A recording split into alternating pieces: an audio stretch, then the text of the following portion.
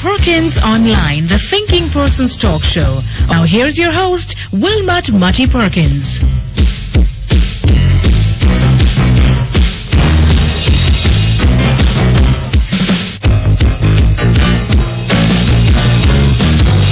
And welcome once again to Perkins Online. Sorry about being a little late in starting. The cleaner this morning, MP demands pay increase. That is the Jamaica Labour Party member, Mr. Mike Henry.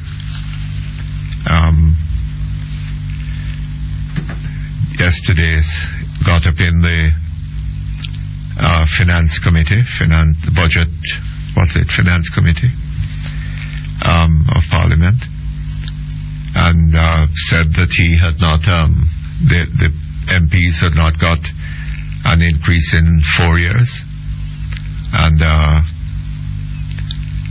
he had recently had to spend $300,000 by way of contribution to the funeral expenses of members of his constituency, and he wanted a pay increase.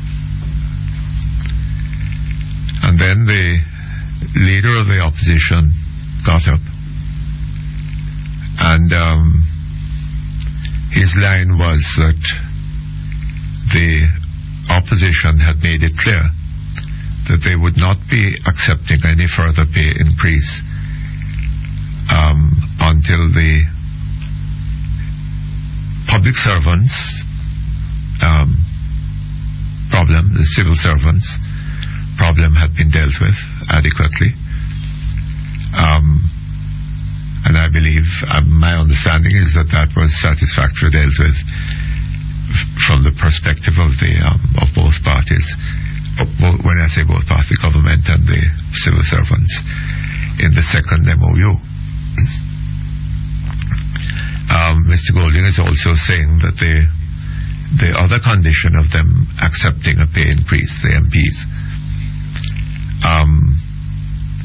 is that the police, the teachers, the nurses, that they're who are not signatories to the MOU, that their salary disputes with the government must also be appropriately settled.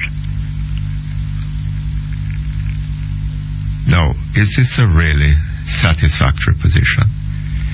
There is, to my mind, something outlandish in Mr. Mike Henry getting up in Parliament and demanding a pay increase in the light of the state of the Jamaican economy, when he knows that for MPs to get a pay increase, this cannot come out of the government's revenues. The government's revenues cannot furnish the means of paying the MPs. In fact, the government's revenues at the moment cannot furnish the means of paying what the MPs are now being paid. The government has to borrow money to pay the MPs. Right? And you've heard that our debt situation is such that $102 billion out of the budget tabled in Parliament, which was being discussed yesterday, $102,000 million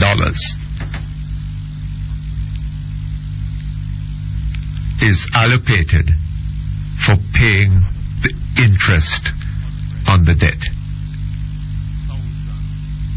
You heard that? $102,000 million. That's what we mean when we talk about $1 billion. $102,000 million has been allocated to service to pay the interest on the debt, not to pay back any of the debt, any installments on the debt, to pay the interest on the debt. People have been talking about the government expenditure of $9 billion in connection with Cricket World Cup. $9 billion, $9,000 million. That's child's play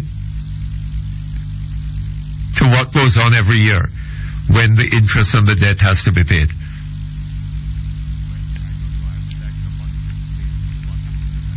The interest on the debt, well, I don't know. I would like somebody to explain to me what happened to that debt. What it is that was done with the money that the government has been borrowing that has been of benefit to the people of Jamaica. I suppose they will say that some of it includes highways and whatever, right? And some of it has been dumped into or is the Air Jamaica money on the debt? I'm not quite sure of that. But for the government to pay MPs, well, as I have said, the revenues collected by the government annually is not enough to service the debt. The government has to borrow more money to service the debt, and then it has to borrow money to do the things that government is there to do, which is why so little of that is done, right? They can't adequately they can't keep the roads in good order. They can't provide the hospitals with what they need. They can't provide the police with what they need. They can't provide the schools with what they need.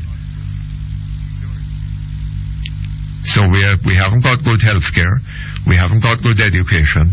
We haven't got good security.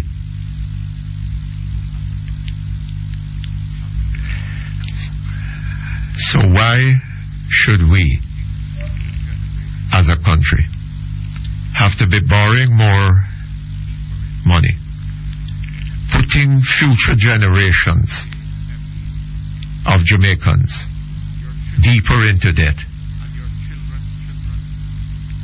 to pay MPs? Your children and your children's children and your children's children's children are going to have to be servicing that debt.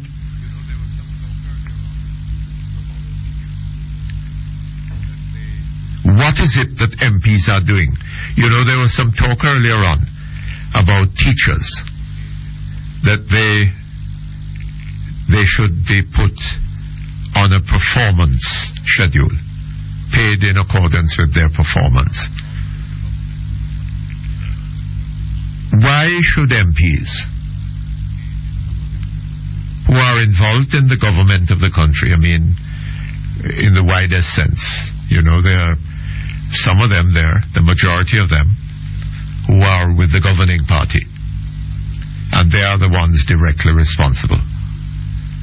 The opposition is there to, as an alternative government, and there to you know, keep the people, the government on its toes and so on. So the opposition is not in a way directly responsible for the ills that have been overtaking this country in the past 18 years. But can somebody tell me on what basis, I know that a committee under the chairmanship of Mr. Oliver Clark was set up to determine what the salaries of MPs should be and members of the government. But what principle is involved here? Can the economy of this country be going down? Right? And it is going down despite all the news that we are supposed to be hearing about economic growth. That is fakery. Can the country be governed by these people in such a way that the economy is deteriorating, the roads are going to ruin, the hospitals are in a mess, the schools are in a mess, security is missing everybody, the number of murders in the country increasing, and the authorities seem unable to do very much about it. Right? And we must pay MPs more. Why? We take a break. We come back in a moment. Okay, thank you very much. We're back here online. Now, why should we have a situation in which the country is being governed in a manner which is impoverishing people? More people, irrespective of the nonsense put out by our statistical agencies, right? If you look around you in this country, what you're seeing is not less poverty, but more of it. And why should we have a country governed in such a way that more and more people are finding themselves in situations of poverty? They can't buy food to put on their table. You know, there's a sad story that we heard the other day about a young woman. She's 17 years old. She has 2 children, both of them months old. One of them something like 13, 14 months old, and the other 4 months old, something like that. Right? They're living in, I suppose, in a little one-room house. She left them to go down the road to the nearby shop to buy something. And when she came back, the house was on fire and the children were dead. And the police grab her and lock her up for questioning. At a time, I can't imagine anything more brutal. Here is this young woman, lost her 2 children, and then finds herself in a jail cell. And what had she done? If she needed food to feed her children and herself, she has nobody to send to the shop. She can't telephone the shop and ask them to send it. She has nobody to stay with the children. What is she to do? Sit down there and starve? And the children starve? Huh? Her poverty.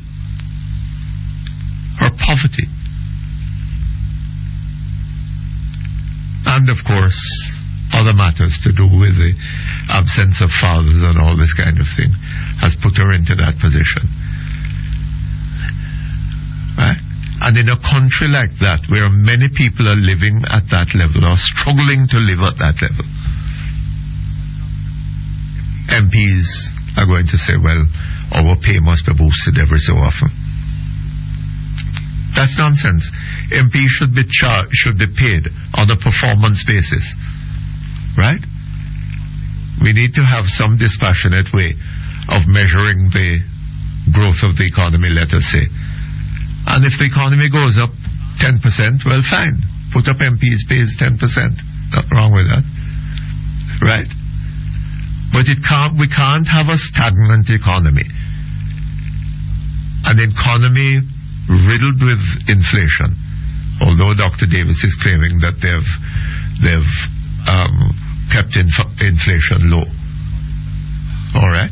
But fine, inflation has torn away the value of MP's salaries. It has torn away the value of everybody's salaries in Jamaica. And it isn't all of us that can go and say, well, look here, inflation went up 17% last year or whenever, and therefore we must get a 17% increase. That isn't happening. And then there's the question of the $300,000 for the funeral. That is again another part of the problem, right? Instead of the purpose of the MP being to see to it that the country is governed in such a way that people get jobs, people have jobs, people are properly educated, they have jobs, they can earn decent salaries, and if their loved ones die and have to be buried, they can fund the funeral. But no, people are in desperate circumstances. They can hardly buy food. And if some member of the family dies, they have to go around begging, exhibiting the dependency syndrome. Right? And that is how it works. And the MP is seen as a man who can give away a nanny or a few couple $1,000 in extreme circumstances, right? And not as being there to ensure the proper government of the country and the availability of opportunity to all its people. Right? The MP is a handout man, and he's going to be elected on the basis of how well he hands out. Well, that is not what we want in this country. We want a country that is properly governed, in which people have rights and security and opportunity. Right? That's what we need in this country. I heard Mr. John Maxwell on Ronnie Thwaites' program this morning.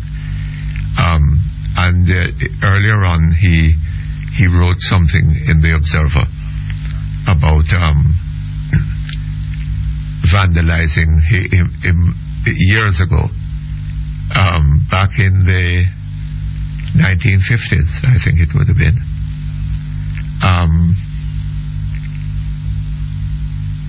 Him vandalizing Dr. Bowerbank's statue that was at the North Parade.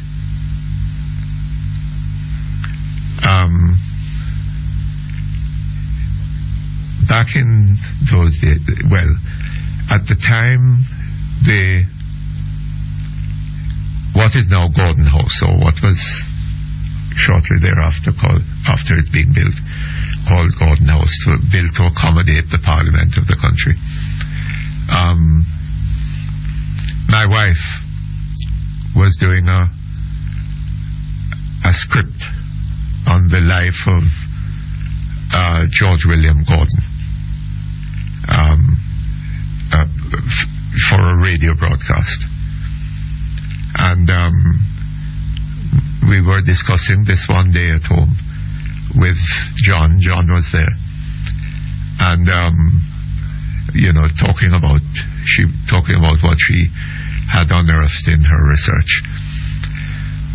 And John got very stroppy about Bowbank. And I don't know, I can't remember the details of the conversation. But what I know is that the following morning, I heard a knocking. It was still dark. And I heard someone knocking on the window to our bedroom. And when I called out, it was John. And he wanted to know if we weren't coming. Coming where? Well, he was going down there to mash up Bowbank statue. So I said, no, I'm sorry. We're not doing any such thing. And he went.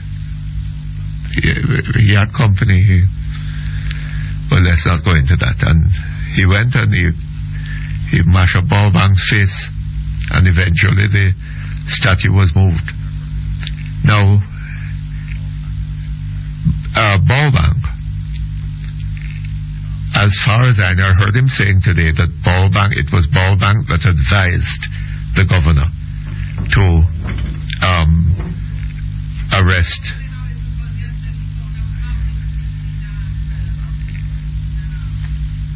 in George Williams Gordon.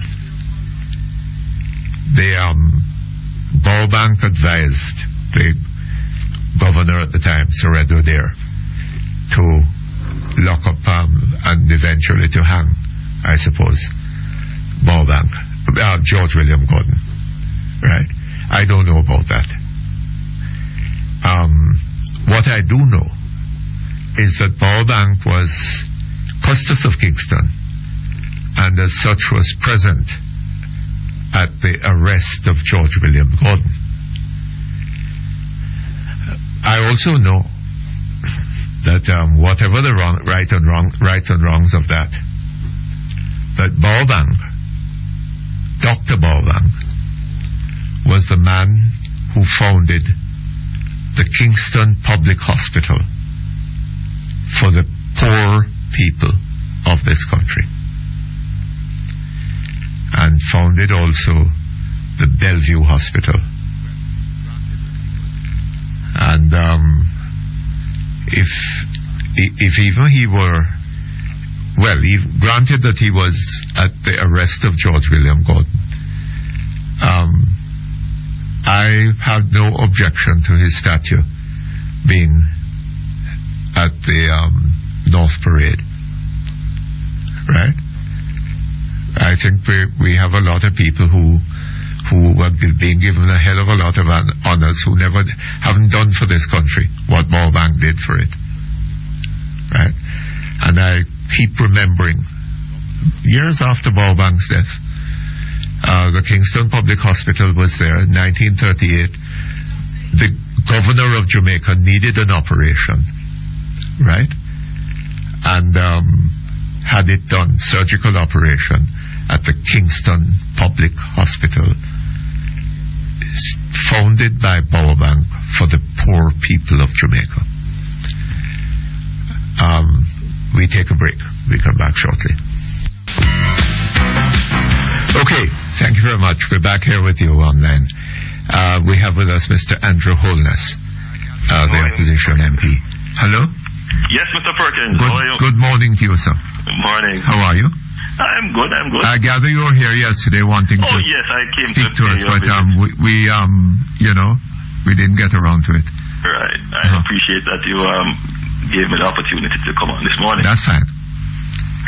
I didn't get a chance to hear your analysis of my statement. Yes.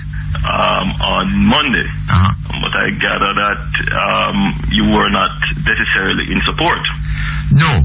Definitely not. Right. But just so that our discussion is much easier, let me say from the outset that you realize that the the newspaper took some journalistic license with my statement. Right. But I won't complain about that. Journalistic license to the point that my intention was not clearly delivered in the headline. Well, I tell you something, Mr. Holness. Yes. I think you people make a mistake when you refer to that kind of thing as journalistic license. Well, right? Anywhere else it would be referred to as inaccuracy or, inadequate representation. But the point of fact, though, Mutty, is that what I was saying is that there are cases of parental delinquency that deserves the attention of the courts. And probably even a prison sentence.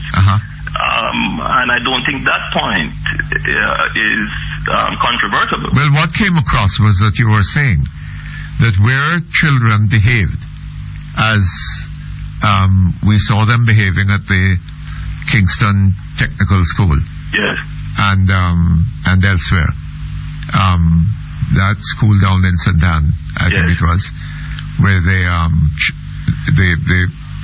the security guard was chopped up and so on.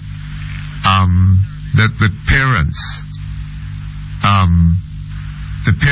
should be held criminally liable.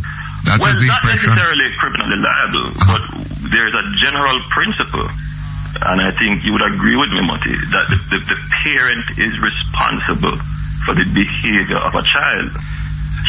Is there? The parent is responsible in what sense? Right. In every sense. Legally. And hold on. And morally as a society. Hold on, Mr. ought to hold the parents accountable. There are different kinds of legal liability. Yes. There is criminal liability. Yes. And there is civil liability. Yes. Now, it is one thing to say that if the child goes and damages somebody's property, or does something which damages somebody's health, body, whatever, that the parent would be liable on a civil would have a civil liability. But it's another thing to say that the parent should be locked up. Locked up it seems to me to imply criminal liability. There is a sense, though, Mutty, where, particularly on the family law, where the parent is delinquent. Well, let's use this case of the family courts, where if a father is delinquent in maintaining his child, if the father is brought before the family court, he is sometimes detained and locked up. Right. So, in other words, what I'm saying is not a novel idea. No, but that arises if the court orders him precisely to do something. Yes. And he fails to do it. Right. Then the court might. That order presupposes that he has an obligation by law. Well, any order made by the court. And so the argument we're having now is whether or not parents have an obligation to ensure that their children behave properly. And that is really where the debate in the society ought to go. The question, Mr. Holness, is whether it is quite as simple as that. No, it is never as simple as that. And I don't want Jamaica to believe that the solution is to lock up parents. No. That's what the papers represented you were saying. But we have to engage that discussion, you would agree, Mutty, that clearly there is a breakdown in parenting and the family in bringing up the child. There is a far greater breakdown than that, Mr.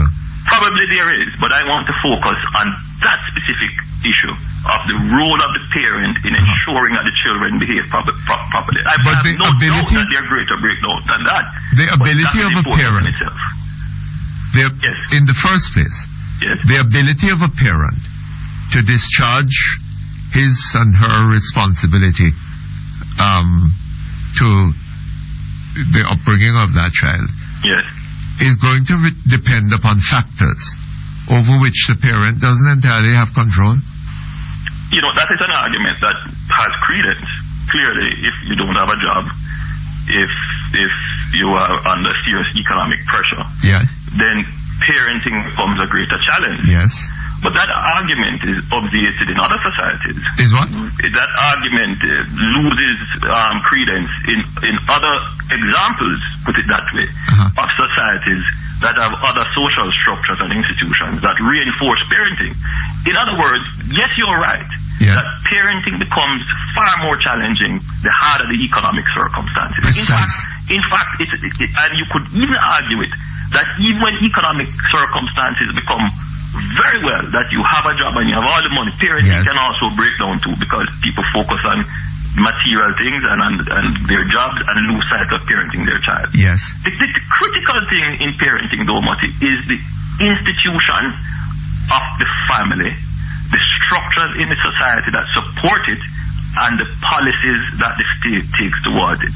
And that might be a mouthful, but let me break it down. But you know, sir, sure, we have been encouraging over years in this country. First of all,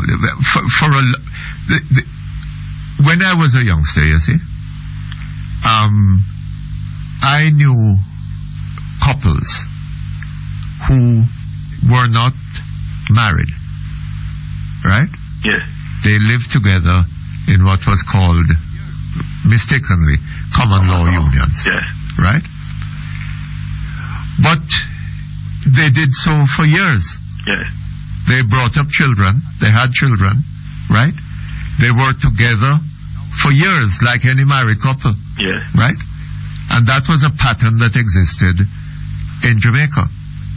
Nowadays, that has, I'm not saying that in those days you didn't have men who sort of went around and impregnated as many women as what he found possible.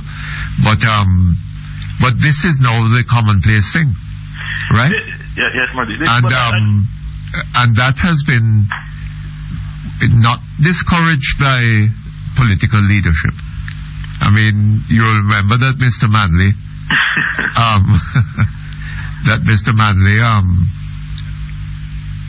what was the thing? There's an argument for that, because it's a hell of a thing to take it out on the child when the parents behave irresponsibly, right? But we have developed a thing in this country in recent years where the whole, sex is the objective, right? And sex has no relationship to commitment. Has nothing to do with two people committing themselves one to the other. They just want a few minutes of fun. Well, Mutty, I agree with you on that. Right. The intention of, let me put it this way. When I look at my society, I'm 35 years old. When I look at my society and I see kids maybe 15 years younger than I am behaving the way they are behaving now, yes, and I plot a trajectory into the future, say 10, 15 years into the future, that is going to become a major problem on my hands. It may not be a problem for persons who are in the ultimate leadership positions now. They may just see it as, teenage delinquency or youth delinquency. But if you were to project that now, when these children become adults, raising children of their own, having to become citizens, responsible citizens for law and order and the like, you can see that the society is going to have a tremendous deficit. And so I want to raise the alarm of Jamaica now, that our future is being threatened. In other words, the citizens that should populate our country 10, 15 years' time are not being adequately prepared to do so. Yes. And therefore, the problems that, if you think that the problems we have now with crime and violence are significant and worrisome, then pray that you're not alive 20, but I'm prepared entirely to agree with you. But you see, a part of the problem is this, that what real control does a parent today have over the upbringing of his child? Well, that is the point I'm making. Right? That is the point I'm making, Mutty, that in other legislation, other jurisdiction, it is a legal obligation. In other words, if you send your child to school, you see, and your child misbehaves, you are called in. If the person who is responsible for assessing your child, normally a social worker, guidance counselor, feels that parenting is a problem, the state steps in. And the state will act in such a way as to provide you with counseling. And if you are a judge to be a threat to the child and a delinquent parent, yes, you are arrested. And sometimes the intervention might even go further. They may take away your children. In other words, I'm saying that the state ought to start looking very seriously at what is happening in the family. Now, I'm not here proposing that the state ought to dictate what the family should be. I'm not saying that every family must be a nuclear family and a man and a woman must be married. I don't think I have the moral authority to say that. But what I think we have the authority to say is that fathers must play a role in the upbringing of their children. And it's not just providing money. And I think the state should seriously look at moving towards that. But that is a cultural problem, you know, Mr. And sometimes, Mutty, you have to challenge culture by institutions. Yes, and hold on. We have in this country a very serious cultural problem. Yes. We have been descending for some time deeper and deeper into depravity. Precisely. But somebody has to challenge it, Mutty. And we have a situation now where I'm hearing about girls, little school girls. On the buses. On the buses. Yes. And what they do with men. But there goes, Mutty. Now, if it is that no one in the society is prepared to challenge these things, what I did... No. I'm not saying they're not to be challenged. Because what is happening, Mutty, is that these Hold on just a moment. are becoming culture. Hold on just a moment for me. Okay, thank you very much. We're back with you, Mr. Holness. Thank you, Mr. Perkins. Now, look here. Let us say that a child lives with its parents, both parents, right? The father has to go out to work. He leaves home at 7 o'clock in the morning. He doesn't get back home until 6, maybe 7 o'clock in the evening, right? Not that he's spending a lot of time at the rum bar, but, you know, the work may hold him to that. Yes. And work and transportation, you know. Yes. So he leaves home 7, he's back at 7, right? The mother, too, has to get a job because what the father is earning is not enough. Yeah. Right? So she is out again for a similar length of time. Yeah. Right? The child goes to school, gets up at, leaves home at, 7 o'clock in the morning, right? To get to school, and comes back home at, let us say, 4 o'clock in the afternoon, 4 or 5, right?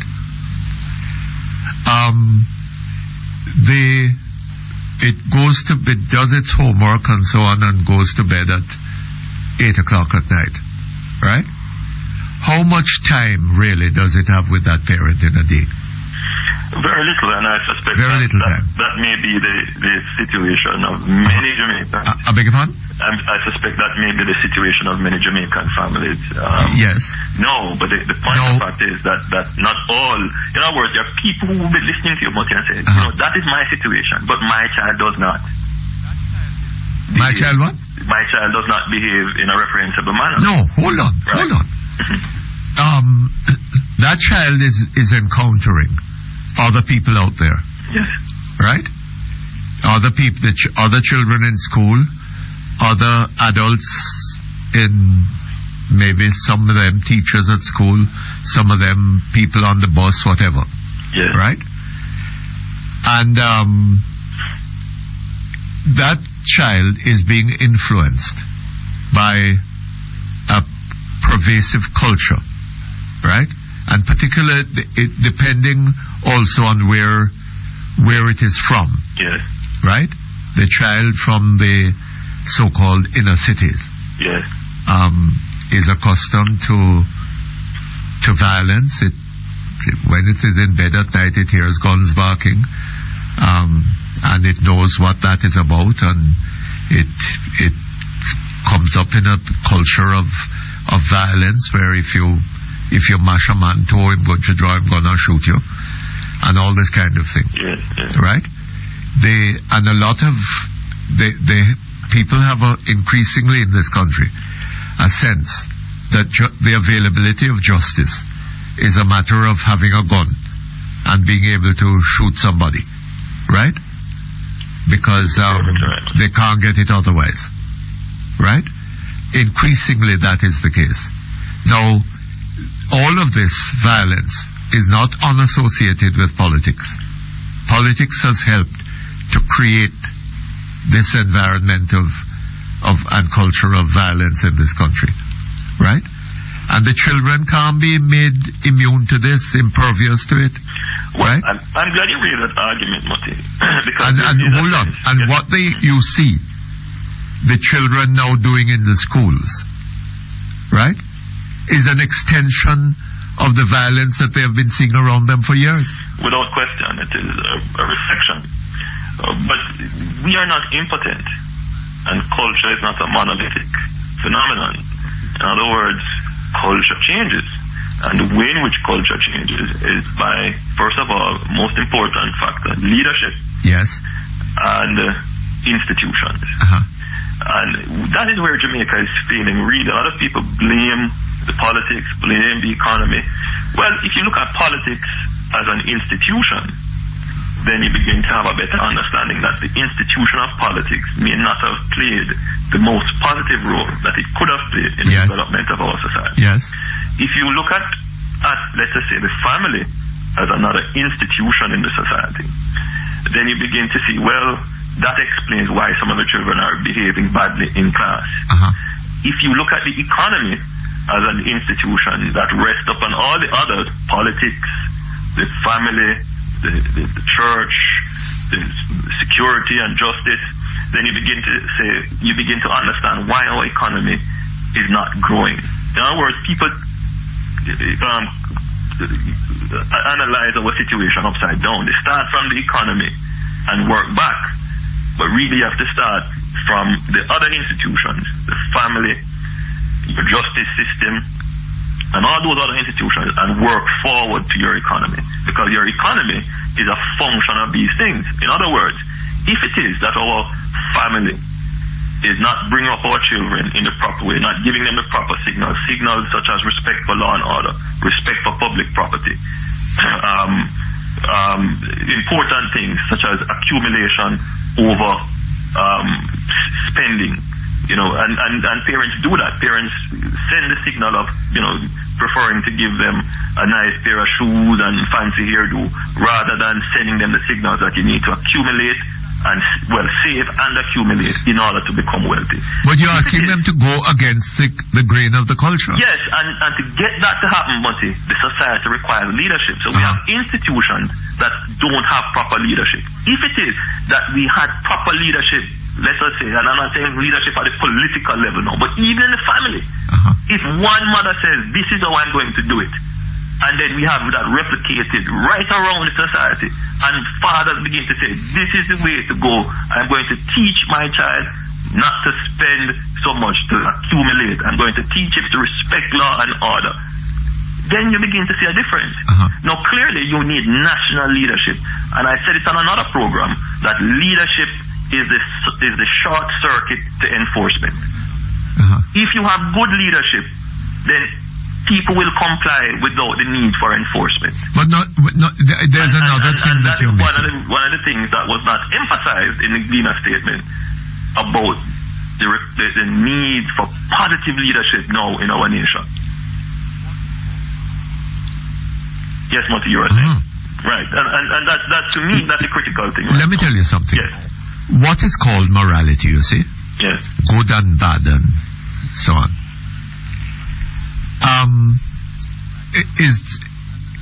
Is not only a kind of an abstraction, right? It as an abstraction, has little meaning. It is functional. Yes. In its significance, right? If you do what is good, it will have good consequences in the society. People will respect you. People will have, whatever, trust you, whatever, right? And it will have good results for you. If you do what is bad, the opposite will happen, right? Now, we are in a position in this society where we are calling things good and asking people to go along with the good, right? Which things do not have good results for them in the society in which they live, right? If the former Prime Minister told us that the law is not a shackle, right? Your colleague, the Minister of National Security, my opposite. Opposition. Has told us that in Jamaica, the man who plays by the rules is the man that gets shafted. So if you do, the children are growing up, learning from experience, whatever parents and others may be telling them. They are learning from experience that if in Jamaica, if you play by the rules that these people are telling you that you ought to be applying, then you're going to get shafted. If you really want to be respected among your peers, right? Among the people that they encounter on the streets every day and so on, you must be capable of being bad. Right? And that is why children are taking knives and guns to school. Yes. Right? Yes. But there must be a referee in the society. There must be a what? A referee. There are two things missing in our society. Yes. One is I've said leadership, I've said failing institutions. I want to bring in another thing, and that is equity. We have great problems with our justice system. And we have also tremendous problems with trust of leadership. Yes. A study was recently done at the university. I don't want to quote the figures because I have not reviewed it thoroughly yet. But it did show an astoundingly large percentage of Jamaicans having a great mistrust for their government. Yes. Whichever political party forms the government, they just don't trust government, and that says a lot for our ability to govern. Yes. But there must come a time when there is a catharsis in the society. Yes.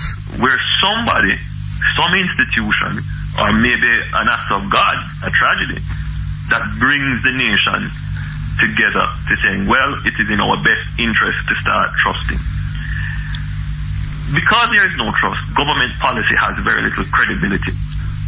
In other words, this problem that we are experiencing with children behaving... But does government policy deserve credibility? Well, that's the debatable point. People who support the government will say so, people who don't will say no. Because nobody's looking at the objectives or looking at the policy in an objective light. Will you hold on for a moment for me, please? Okay, thank you very much. We're back here with you, sir. Yes, Mr. Perkins. But in the final analysis, sir, children are going to do they're going to learn to do what they think will get them where they want to go, right? And I'll never forget having heard one day on Mr. Thwaites' program an interview with a police officer from the Central Police Station, in which he talked about some youngsters, teenage boys, being in cells down in the Central Police Station. And he was talking to them one day, and they were telling him that they didn't expect to live to see 23. So whatever them go and get them, I forget it now. Right? And I have had that experience. I have had that experience too. You've had that experience too. Daily. Is it possible that those girls who are behaving like that on the buses, that they are driven by the same considerations? Yes, it's driven by the same kind of consideration. Yes. But you bring it right back to the parents. I give an example, Mr. Perkins. In my constituency, about 2 years ago, there was a very heinous crime committed. A young girl, I think she was less than 16, was murdered by a 32-year-old man who then killed himself. It was further revealed that both deceased had a relationship that the mother was aware of. And we don't know if she did anything to stop it. But the point of fact is that the end result was very tragic. And in an instant like that, you must stop and think, what was the parent doing? Parents cannot give up on their children. But the parents are themselves clear message of that. influenced by the same cultural factors. Well, I agree with you, Mutty. And social factors that are affecting the children. Mutty, the problems are not unknown to us. We know what they are. What is unknown to us, and the solutions are known to us. Our problem. Then why not apply them? Where is the courage to take some of the strong action needed to make people consider their action? The challenge of government is to get the individual agents, actors in society to behave in a way that not only benefits themselves, but benefits the society as a whole. That's the challenge of government. Yes, but government sometimes will have to. The government is, the less it will need enforcement. But people are going. And the government now, and I'm not saying a political party in government, I'm just saying governance in Jamaica now is not credible, and therefore it has to essence rely sometimes, most times, on enforcement, which is the essence of my statement, that the government will have to start enforcing proper parenting. But maybe if you look at it that way, maybe the government ought to start by locking up the government. Well, that is not an unusual statement, Mr. Perkins, and this is not a statement that one could disagree with. But the people, let me tell you something. But the critical thing is leadership. Somebody has to say this is wrong. Yes. And let us deal with it. But not only that. What is wrong? It is, Mr. Holness, one of our problems in Jamaica, you see, is that we're trying to govern ourselves. But we haven't sat down and thought about what government is for, and about. Right? Well, Mutty, I don't want to cut you. I think that Thomas Jefferson. One thing about government. I want to point out something to you about government. Yes.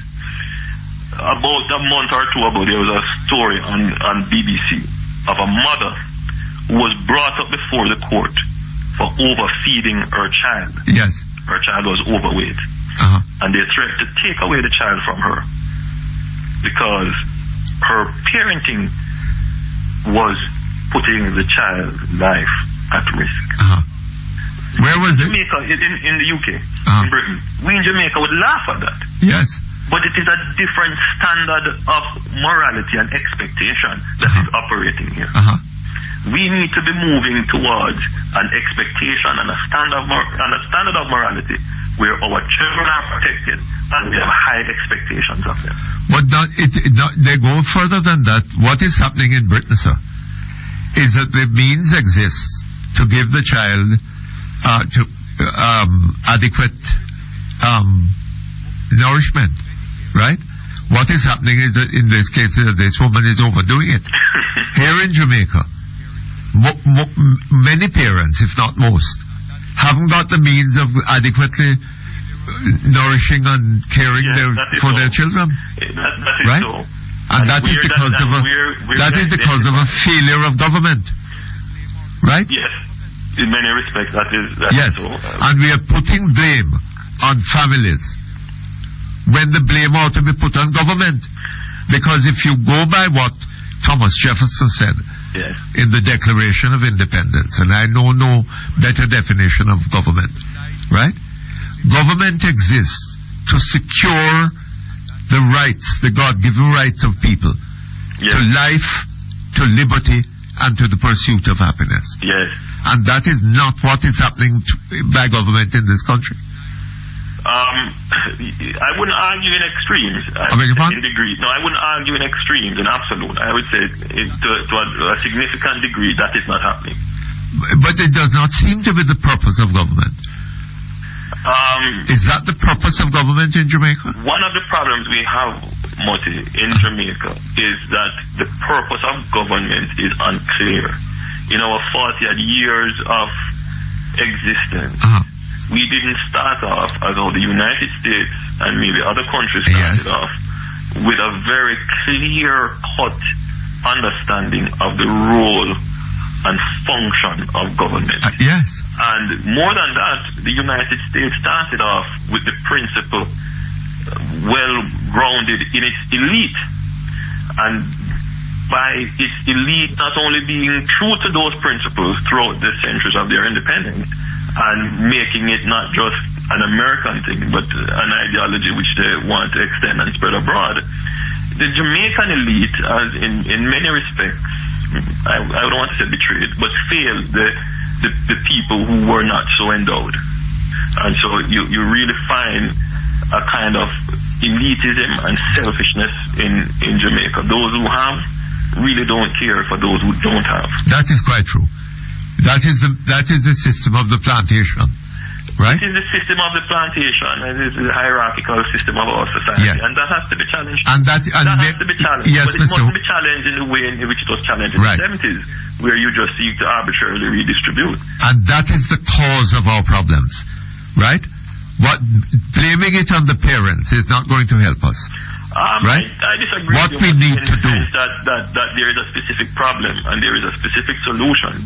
What we have just said is what you would call the metaphysics of the situation. The what? The metaphysics, the fundamentals of the situation. But the problem of parenting too cannot be just let off the hook like that. Parents have responsibilities. No, I'm not saying that parents don't have responsibilities. Right, and that's what I want you to say, Mutty, that parents have responsibilities. I am not saying that parents don't have responsibilities. And they must execute them. I'm saying that the responsibilities of the parents cannot. Yes.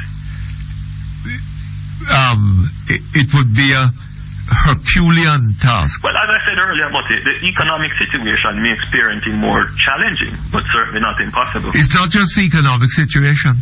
The whole damn society is rotting. And right? The part of the rot, Mutty, is the rotting of parental skills. No. When youngsters you find them taking guns to school, where is that coming from?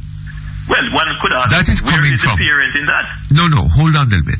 Yes. Back in the 1940s, right? We used to have political violence in this country, right? But man used to throw a stone and lick man with stick and thing, right? It is the political system that introduced the gun. I would never debate that much. Yes. I remember. I'm in politics. Hold on now. Yes. I remember there is a very prominent politician in this country today. Yes. Who, in a conversation with my wife one day when they were on an aircraft flying up from down the West Indies, told her of a transition that she saw taking place, right? Where at the present time, or a little earlier, it was the politician, it was the Don, in the gang leader in the constituency, who had to kowtow to the politician, right? Because it was the politician that would supply him with scarce benefits and spoils which he could pass around and boost his own power. Yes. But the politician had supplied, among other things, the guns. Yes. And the Dons were finding other uses for the guns. Yes. Right? And also other means of earning far more than they could get out of the consolidated fund could supply them with. Right? which meant the drugs and all them other things. And that the time was coming. The time was coming when the politician, it would be the politician who, going into the constituency, would have to be kowtowing to the Don. And, privately, it is a concern that many politicians face. Yes. And I can say for certain that many people I associate with politically are trying to do everything they can not to let that happen, because they realize that if we were to cede power, as it were, to such factions, then that's the end of the state. Anyway, so we need a transformation in this society. And I'm telling you, and blaming it all on the family is not going to solve it. On the family, but every institution has a function in the society. Yes. And when they don't play the function, because I keep using the analogy, the society is like a factory, and that factory has some production processes, and the end result of that process is to make people into a product called better people. Yes. Better people. No, but our factory in Jamaica, producing better people. Our factory in Jamaica is making them into monsters. And we have to do something about the process. We have to do something. Institutions at a time, people at a time. Leadership is critical, Mutty. Leadership. All right, so thank you. I agree with that. Thank you very much. Bye. All the best to you. Hey, thank you very much. And boy, I have something special here for you. Just clear your ears and listen.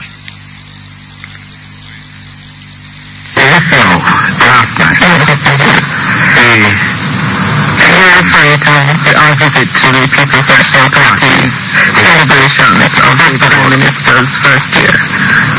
I hear people pronouncing about 15,000 in prison. It didn't get that I know quarter of crowds, but every time somebody said 15,000 in the crowd, I thought, no sir. Absolutely not so at all. I have my own view, but I'm not an expert on it. But it's no way look like that. Subject to you know what struck me? I really felt badly about it. Is that the best the PNP can do? 1 year into the tenure of a new leader. Well, of substance on that platform last night. Then they call. They have great issues concerning Jamaicans at this moment. And there was absolutely nothing of substance in terms of government actual policy or issues to do with what is confronting them. Was it their intention or was it a straight lie? Tell me about what was their intention. It is a celebration of the first year of a new Prime Minister. Yes? The Prime Minister that came to power with a rich promise. And you are celebrating your first year in office. And you did not seize the moment in front of 15,000 people, as you say. To speak to anything of substance. I want to read that in conjunction with how our politics is being devalued to share entertainment and who can cut jokes and make jokes. I understood this, and unlike you, I'm not the roving kind of person, so I stood at the back. I considered all the words. I'm surprised you were to see me waving at that. We were both curious. And so I stood at the back, and you kind of test the crowd, you watch the crowd for its response, for its engagement with the process, etc. Well, I thought, alright, people are going to start listening to something other than the concert when the PM comes on. In my section, it didn't happen. People proceeded in their conversation with the beer that was being had or with whatever that was being bought, etc., etc. And it didn't quite seem as if there just wasn't the level of engagement that I thought would be was possible. At a time like this, when we're murdering the people, we're murdering the women and children, killing our women and children, all the new Prime Minister could say is to challenge Mr. Golden. Yes, challenge him. Yes, but what did he come here to tell? The PM didn't feel as if she had come with anything really prepared to focus on. And this is what I'm saying. We cannot accept it. I don't the best There was going to be this person, there he goes again. The point is, this is our governing party. This is a prime minister and year into office celebrating that year. Yeah?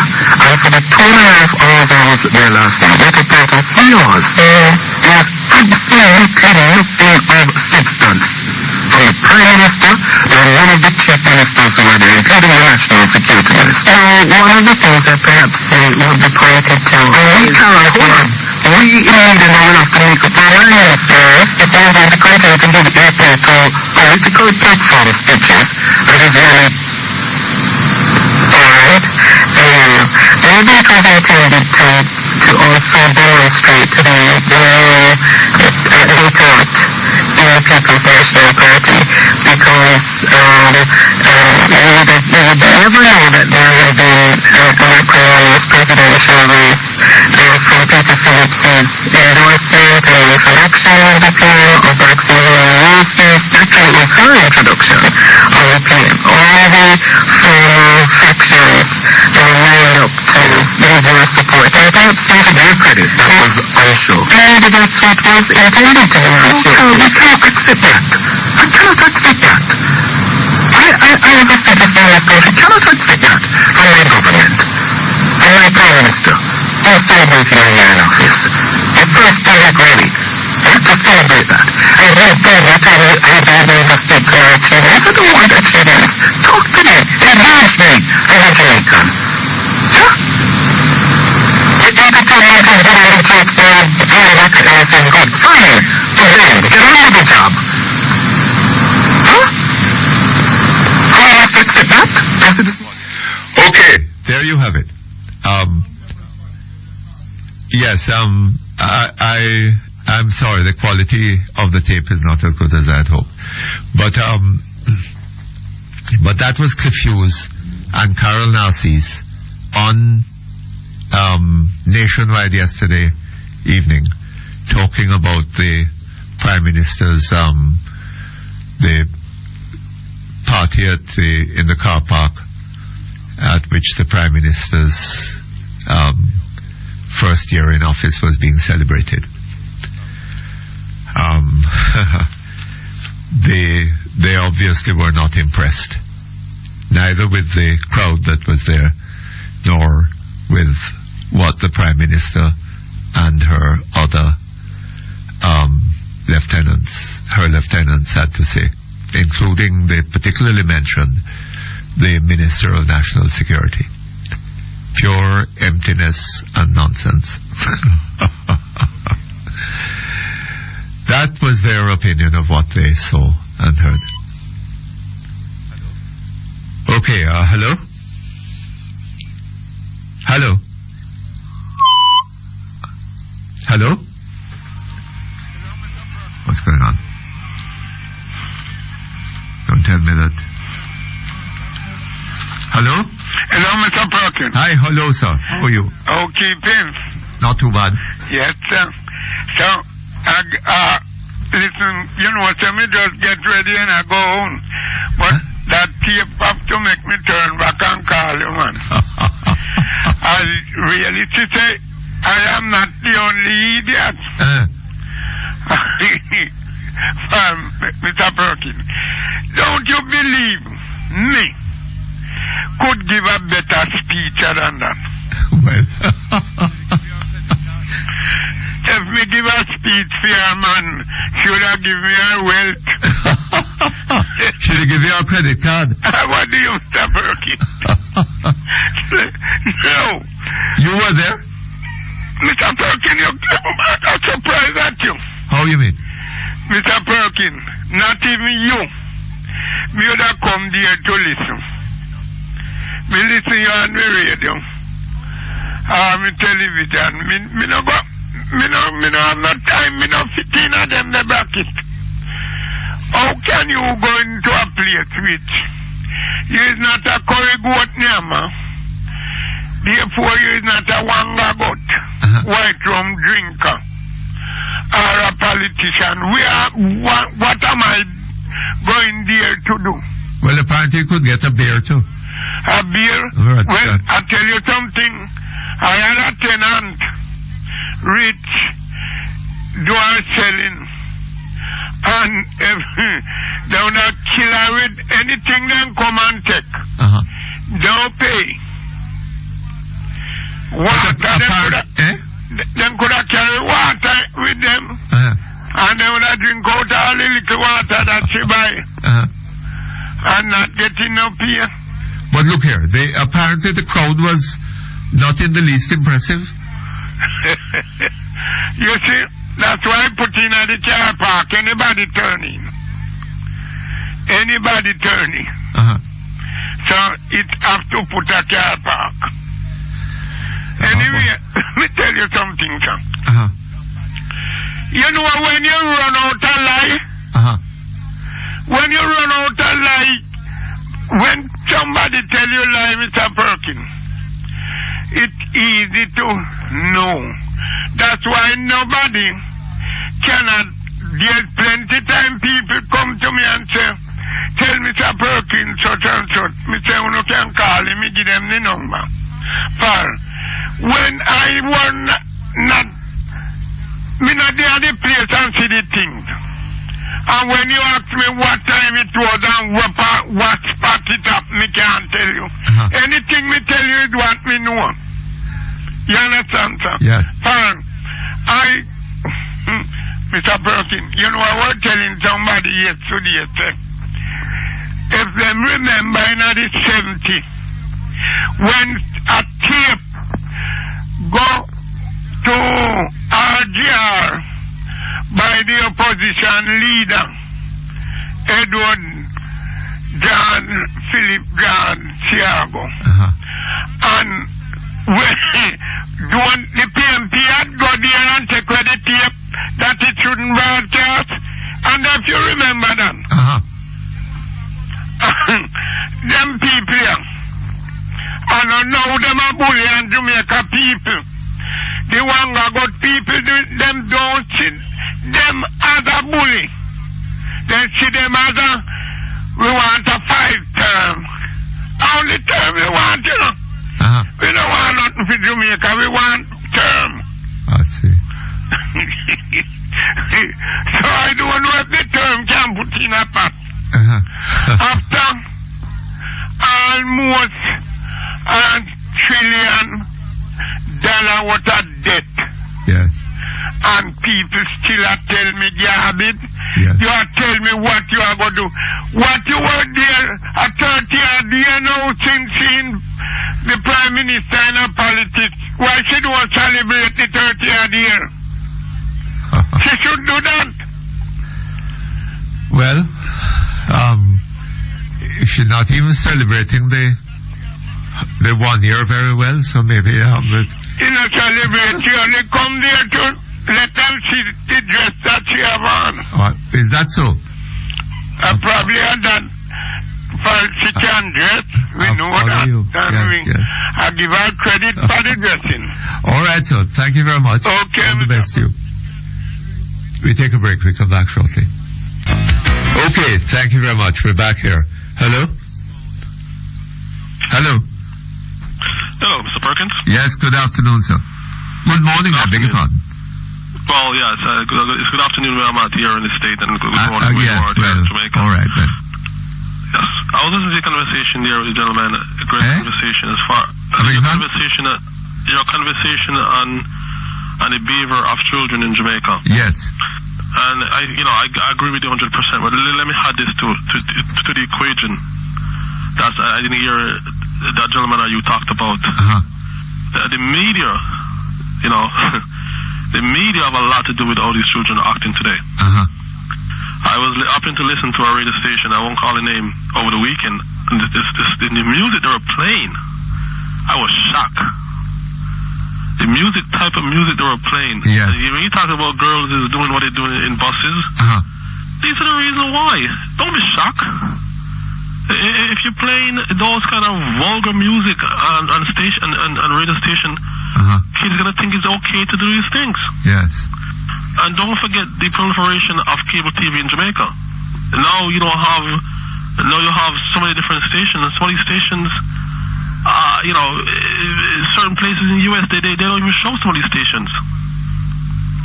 And of course, because Jamaica is a poor country, parents, are so busy trying to make ends meet, they don't have time to supervise their kids. Yes. So if we are going to talk about how do we make a better society, so we can nurture our kids, so our kids can grow up as a law-abiding adult with common sense and good behaviors. I think we should look at our airwaves, the things that come over it. We need to look at a lot of things. A lot of things, of course, and I agree with you. A lot of things, but I think we can start with that one because that one is an easy one to tackle. Yes. In the sense that when you hear this music playing, I was totally shocked, Mr. Perkins. I was totally shocked. I couldn't believe what I was hearing. And well, I suppose that's all part of the dance hall music, But if you play these things on radio, Mr. Perkins, what do you want? What do you want from these kids? Yes. What do you expect? And these children, sir, they encounter violence almost every day of their lives. Exactly. Right? Exactly. They see corpses on the roadside and all this kind of thing. They have relatives who are shot and all that. Right? Of course. And they know how the thing works. Exactly. Right? Exactly. And that if you want respect, you must be prepared to be bad. Exactly. Right? So, exactly. So it's in their face all day long. And then when they go home, it's over the airwave. Yes. So what do you come on. The parents, good parents, I think, by and large, I think a lot of good parents are in Jamaica, by and large. Are at least parents want good for their kids. But, the parents can do so much. Maybe the schools can do so much also. As I said, when they go on the street, they hear violence, they see violence. When they go home and turn on the television, they see and hear violence. Kids the kids are very smart, but their brain are not. They can't differentiate very well. And not only that, sir, they see persons who are associated with violence being held up in places. Right? Yes. Look at that man Willie Haggart. Right? Who was shot. Right. And the Minister of Finance, in whose constituency he belonged, to whose constituency he belonged, walked out of a budget debate in Parliament. Right? To go to the location. The funeral. Right? And then he and two other ministers were present at an elaborate funeral. Funeral, right. I remember that funeral. I didn't know that he went to the location, but I know the funeral. What example? Yes, he left. He left a budget debate in Parliament. Right? You know that, Mr. Perkins. This is ridiculous. It's ridiculous, Mr. Perkins. No, and you cannot put all the burden. We cannot put all the burden on parents, Mr. Perkins. Of course not. We are a society. We are, you and I, every person in the country, our society, responsible for how we bring up our children. And heads of states, the police, people in government hold even a bigger responsibilities because the bottom line is this. When a kid, you can't lock up a kid in the house all day. You can't put the kids in prison. They are in the environment. They're in the community. They go to school, and they listen to radio. They listen to TV. And when they see violence every day around them, what do you expect? You cannot expect better. I want to touch on another quick point before time run out on me. Yes. I listened to an article today about the demand for a pay increase for PM. Yes. And I don't know, it kind of shocked me because, let me tell you something. Of course, I think everybody deserves pay increase. But I have one question, maybe you can answer this one. Why is this guy, Mike Henry, featured in the article, why did he said he took $300,000 to pay for burial. Yes. Why a parliamentary want to pay for someone's funeral? That doesn't make sense to me. Because that's what happens in Jamaica, you see. That is the means by which... These things, we talk about a developed country. This thing cannot happen here in the state. You can't... the same thing happened with a bridge that fell down. That guy went to the people and gave them money. That cannot happen here. You have to go through a challenge. If you're supposed to get some money for whatever reason it is, you have to go to the proper channels to get it. You can't go to a congressman or you can't go to a representative from it. It doesn't work that way here. Well, look here, sir. If this country were being governed in a way that made opportunity available to the people, right? Right. By creating a demand for labor. And giving them the opportunity of being involved in the creation of wealth and in earning good salaries and so on, right? Then the politics of this country would not be about handouts from MPs. But nowadays, the way things are run in Jamaica, the MPs' constituents are so pauperized, right, that he ensures he will have their vote by being prepared to dole out something to them, right? That's what is going on. And we talked about we're going to be a first world country, and we talked about yes. Go back to the children again. What kind of example are we setting for the kids? That's not being in a very organized country. We're not organized. No. That's very disorganized. No, and we are not a developing country either, right? Hell no. We were at one time.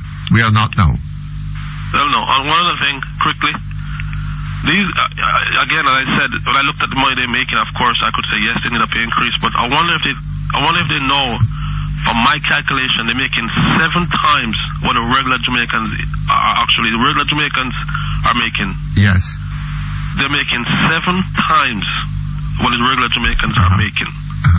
Now, and again, Jamaica is one of, beside 80. Jamaica is one of the poorest per capita country in the Caribbean today. Yes, quite true. And why is that?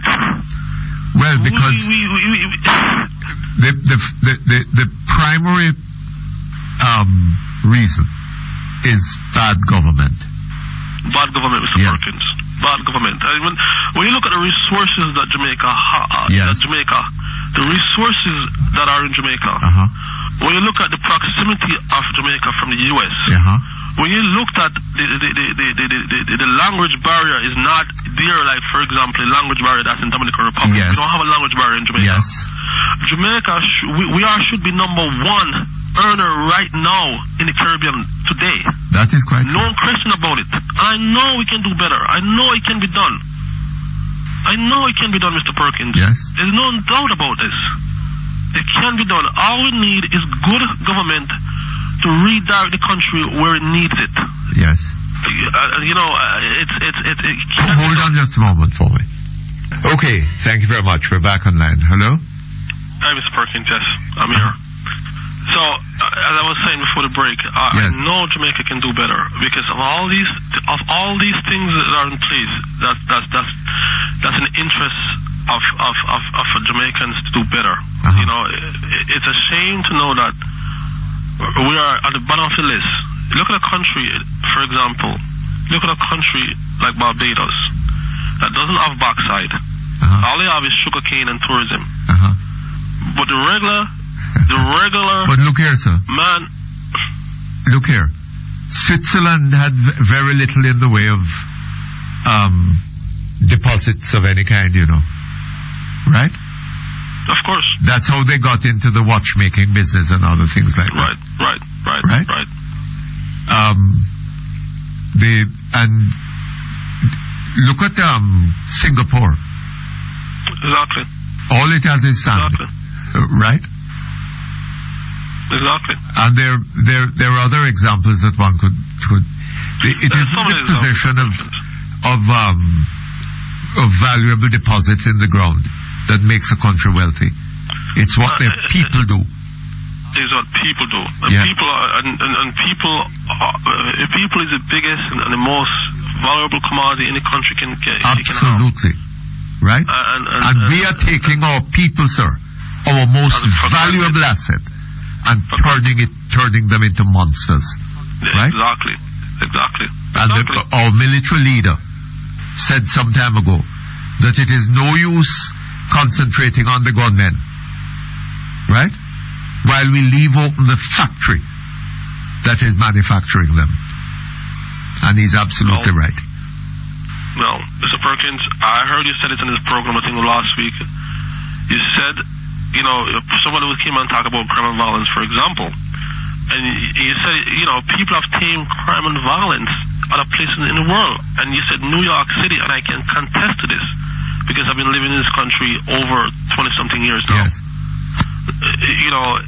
I see what happened in New York, and I see how it's done. Leadership. It takes leadership. It takes implementation of plans. Uh-huh. And of course, what I think Jamaica is lacking, of course, unfortunately, is we can't pay for it. We can't pay for it, but how are we going to pay for it? We can pay for it by working, sir. We can pay for it by putting our people to work. Exactly. Right? Exactly. Providing them with the opportunities to earn decent livings. Exactly. Right? And that in itself, that will reduce the level of crime in the country. But Mr. Perkins, I tell you one thing though, Mr. Perkins, I'm going to run soon. The next person who win the general election, if it's Bruce or Sister P, they have a daunting task ahead of them. A hell of a job. Because, our young people today, their mentality is totally different from when I was growing up That is quite true. When I was in Jamaica. Absolutely totally different. True. And until, we can get back in these people's head that education, hard work, yes, being mannerful to our elderlies. I remember back in the days when I was in Jamaica, a child passing you, they say good morning. It was a common thing to say good morning to the elderlies. Yes. You don't curse in front of them. Yes. You don't bad talk teachers. You don't. These kids nowadays, because we said already, because of what the example that we set for them as an adult, they are a monster. Until we can turn that tide, we have a hell of a task ahead of us, Mr. Perkins. Yes. And I don't know. I listen to this station a lot, and I think this station is a. Let me say, it's a. I don't know if you ever watched PBS in the state. Yes, PBS I have done. I compare the station to PBS. It's a wonderful station. It gave me so much information, and it gave me so much insight of what's going on in Jamaica. It's amazing. And keep up the good work. Well, that's good. Thank you very much. You're welcome. All right, all the best. Okay, hello? Hello? Yes, good morning, sir. Good morning to you, Mr. Perkins. Uh-huh. First, I have to commend you for you doing such a wonderful job every day. I listen to you. Thank you. Can I ask you? Will you speak up a bit for me? Yes. Can you hear me? Speak more directly into the phone. Yes. Can you hear me now? Yeah, a little better. Yes. Hardships there are, but the land is green while the sun shines. Yes. What does that mean, Mr. Perkins? No, hold on. What was it? What there are? Hardships. Hardships there are. The land is green. Yes. While the sun shines. And you notice what it is that represents hardship? Yes. The color of your face. The flag, the colors of the flag. No. The colors of the faces of the majority of the people in this country is put in the flag, or was put in the flag, to represent hardship. Right? Yes. So if you are black in Jamaica, you must expect life to be one of hardship. Right? Okay. That is why the color black was put in the Jamaican flag. And it was... So, yes, go ahead, I'm here. No, it was put there by a committee under the chairmanship of one of our distinguished journalists, Theodore Seeley. Theodore Seeley? Yes. Okay. But another thing, yes. But of course, when all this was being done, Norman Manley was Premier of Jamaica. And would you say it is part of it is part of the Constitution? So it was never made to make the people better. Well, when you say the flag was not part of the Constitution. Okay. That thing about hardships there are. That wasn't part of the. That was just a motto. A motto. Okay, right. A motto. Explaining the design of the flag. Okay. Another thing, I was reading the paper online this morning, and yes, and I saw something about member of parliament demanding that he should have a increased pay. Increase. I don't understand that. How should you get paid for non-performance? Well, that's virtually what I was asking about this morning. Yes. In all due respect, he's on the opposition. He's not in power. Right? And in all likelihood, they're supposed to be performing some type of work. So yes, I can see where they are paid. But for what? Increase for what? Yes, but the purpose of the opposition is to be an alternative government and to persuade the people of the country when the government is not doing what it should be doing. Right? That they ought to be thinking of getting rid of them. But they don't seem to be doing that. Well, I don't know. I gather they're working at it. Yeah. They're working on it? Was that what you said, Mr. Perkins? Yes, I'm saying that they say they're working at it, you see. Oh, they say they're working at it? Yes. But, I mean, based on what I have heard and what I have seen through the years, I mean, they have come to realize that you cannot take a politician at his word. They have not proven themselves. Well, I don't know.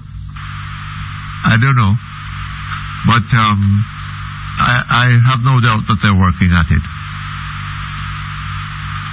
The only thing is that I see where they start to talk about coming to cows and drink milk and a man that plays by the rules gets shafted. Yes. Those are the only truth, and the Jamaican people sit down there and allow them to tell them time and time again in their faces. And they do nothing about it. They take it, they go back to the polls whenever it is, and they vote back for the same regime. Yes. I do not understand that. I used to live in Jamaica, but I don't anymore. I live overseas now. And I had to go through a lot in order to actually be where I'm at today. But at least I can say I got certain form of opportunity by being here where I had to get ahead. It was that easy road. But when I was back home, there was never any in terms of getting ahead. And I'm very sorry for those who are there if they're really going to sit down there and keep on taking that and keep on taking it. You have to stand up because, I mean, at the end of the day, we the people as Jamaicans are the ones with the power. Yes. As far as I know, the politicians and the people, they are supposed to be the servants. Yes. Where, in terms of, we pay our taxes to have certain things. And if you are not performing, then what are you doing there? What am I paying you for? Yes, absolutely. And full-time Jamaican people sit down and realize that, do something about it. You cannot paying politicians, paying taxes, and you don't see where it goes. You're going to take $9 billion and you're going to build a cricket stadium, and it is only used, what? Yes, indeed. But $9 billion to build for Cricket World Cup, sir. That's pettifogging some by comparison with $102 billion, which is being used to pay interest on debt. Anyway, I tell you what, I have to run. It's time for the news. We'll be back here in about 20 minutes.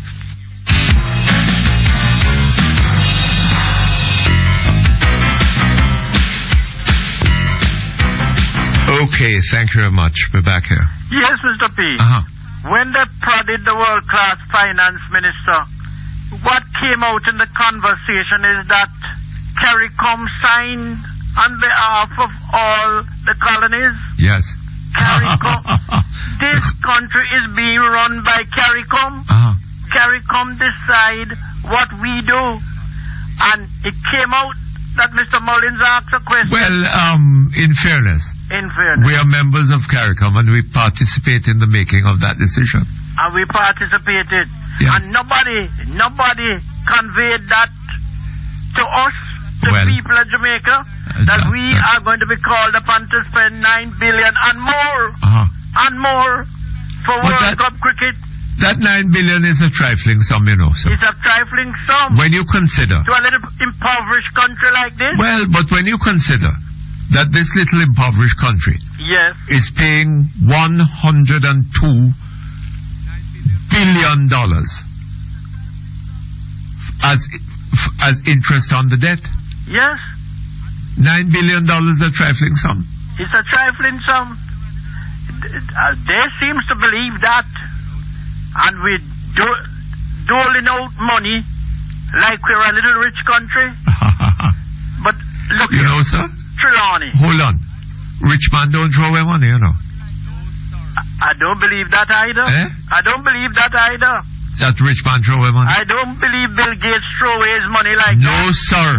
No. And I tell you something. Yes. His poor man drive all them big motor vehicle and flashy this and that and the other, you know. Yes.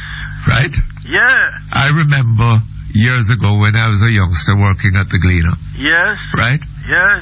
The Ashenheim brothers were directors there. Yes, sir. You know what they used to drive?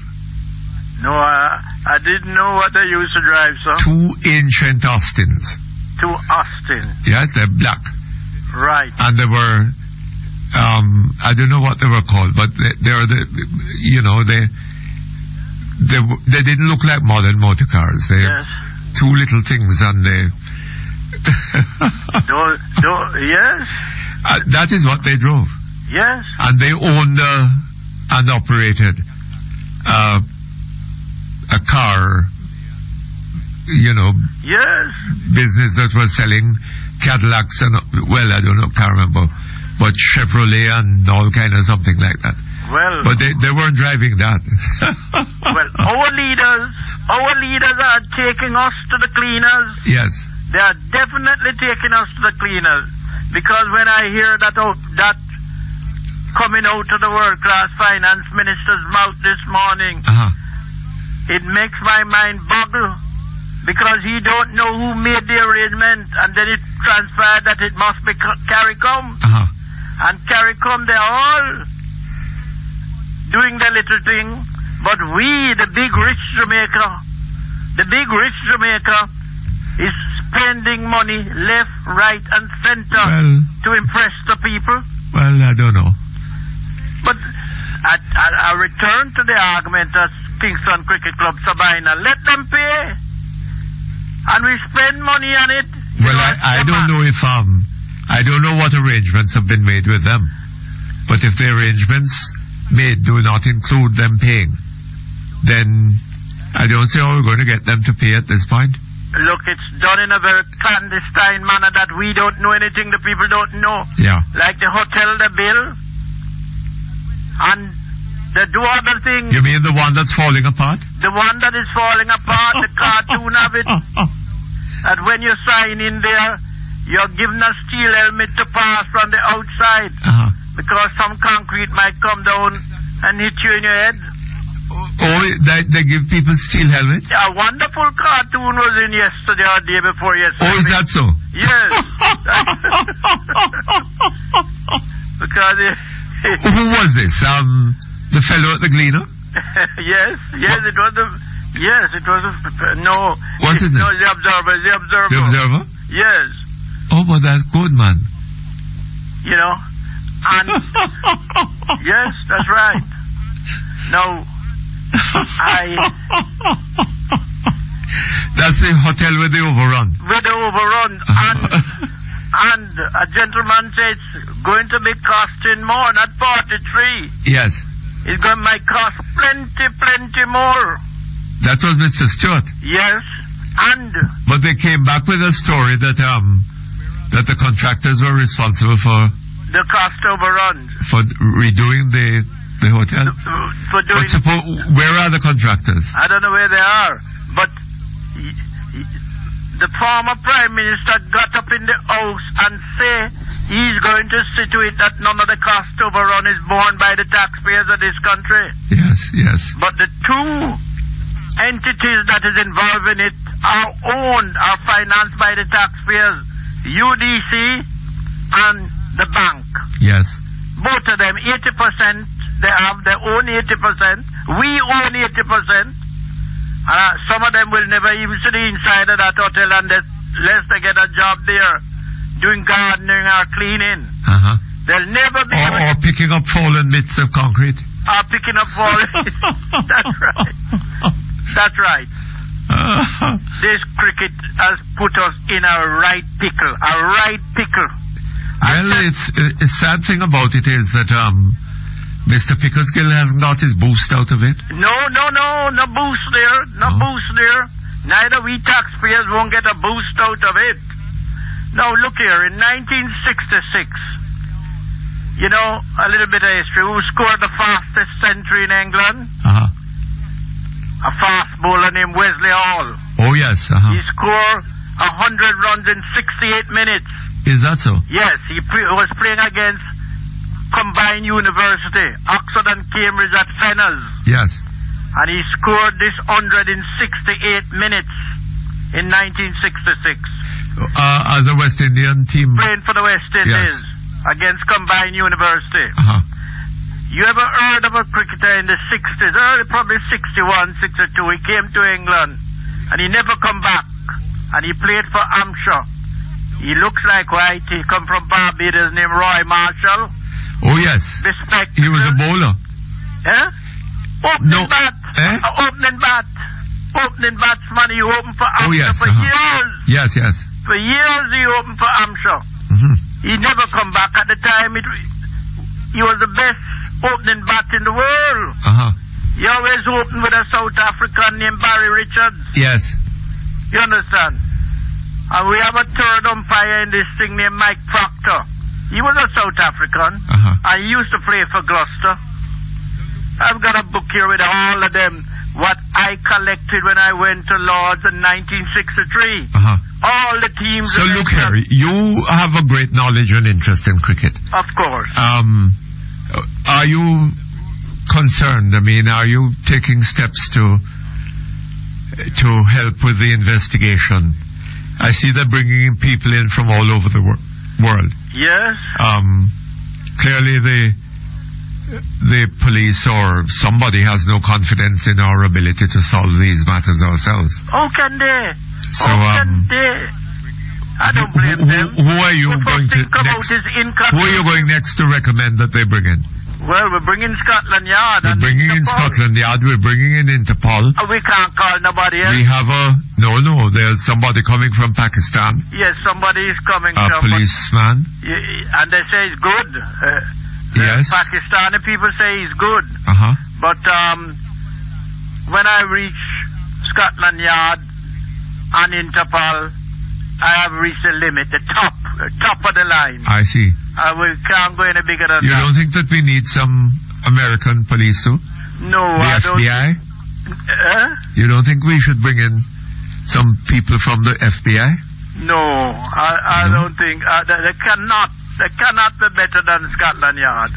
They might be up there with us. I see. You understand? And that brings me to the point. England is playing Sri Lanka today. And you don't have to go to high school to guess that I am on the English side. I see. I'm batting for the UK. I've abandoned West Indies ship long time, like Oral Tracy. I've abandoned ship because... Oral Tracy has abandoned them? He says he has abandoned. He said it Monday night. He has abandoned them. Oh, Lord. You know how much time the West Indies cost me to cry and go home? Several times. In 1963, Freddie Truman caught us on a wet wicket at Lord's. And they had to give me tablets to keep me quiet. Oh, yes? Yeah. It became so much a part of me. And I tell you, I've decided not to let anything become a part of me other than my wife. To become a part of me. That I start getting nervous. So what do you think needs to be done about the West Indies team now? Well, you've said it. We have to take away the captaincy from Mr. Lara. There's no question about that. We have to take away the captaincy. And, you know, I heard a man yesterday was talking about his rise to be a bank manager. And he rise to Finsack. There is a film I saw in the 50s when Rialto Theatre was working. You know Rialto, you have been in there? Oh, yes, A film that named Somebody Up There Likes Me. You remember that film? Somebody Up There Likes Me. He put in all the ingredients of how he traveled and how he came up from Scotia and he came up to Citizen Bank, but he left out the main ingredient. Somebody Up There Likes Me. And that is sadly lacking in this country. That part where somebody likes you and somebody is prepared to give you a push and a prod. You're not doing it off your own merit. The common man call it pull string. You understand? But that was the whole essence. The whole essence of that show. Somebody Up There Likes Me. Yes, well... That's it, Mr. P. All right, sir. Thank you very much. All the best to you.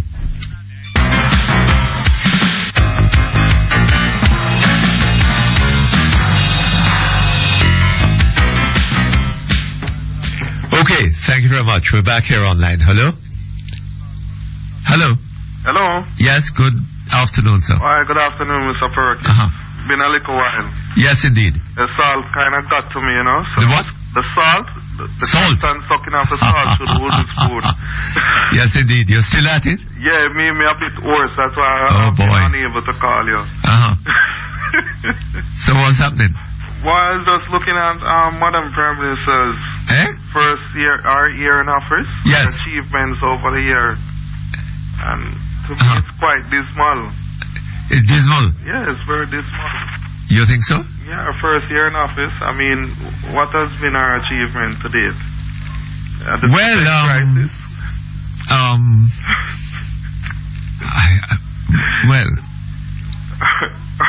our failure to handle the cement crisis properly.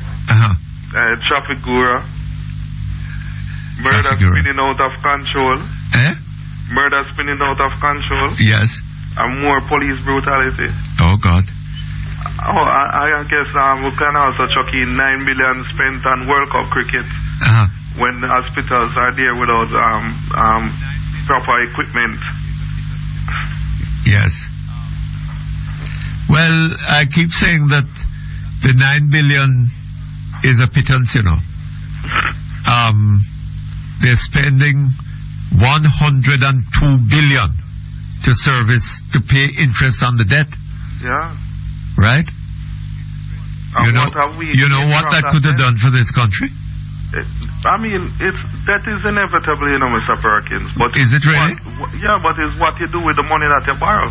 Well, I guess all governments borrow, but is how they utilize the money that they borrow. They put it into production and education, right? There's no problem. But when you just borrow money and fattening people's pockets, that is when it doesn't make sense.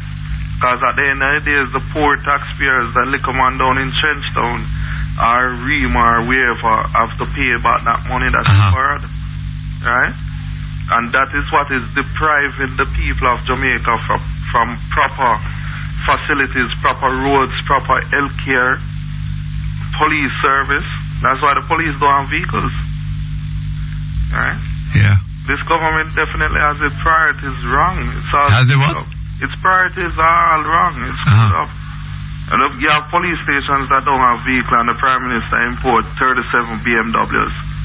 Was it she who did it? I don't think it's she who did it. It's her government. She's the head of the government, so but I think work has to stop with her. They said that BMW had given it to them. I don't know. No, the BMW is the car for the championship for the World Cup. But the Ministry of Foreign Affairs is actually purchasing some of those BMWs. 20. And the other well, they're going to purchase them when they, when the other 17, they're going to try and sell them to other government agencies and stuff like that. Right? And I think this is a waste of taxpayers' money. And the Prime Minister is professing that she's new and different and that she's sent by God and all of that. If she's really sent by God, and she needs to act as a Christian, and a Christian is somebody of high moral standing. Well, you're not thinking that she wasn't sent by God, are you?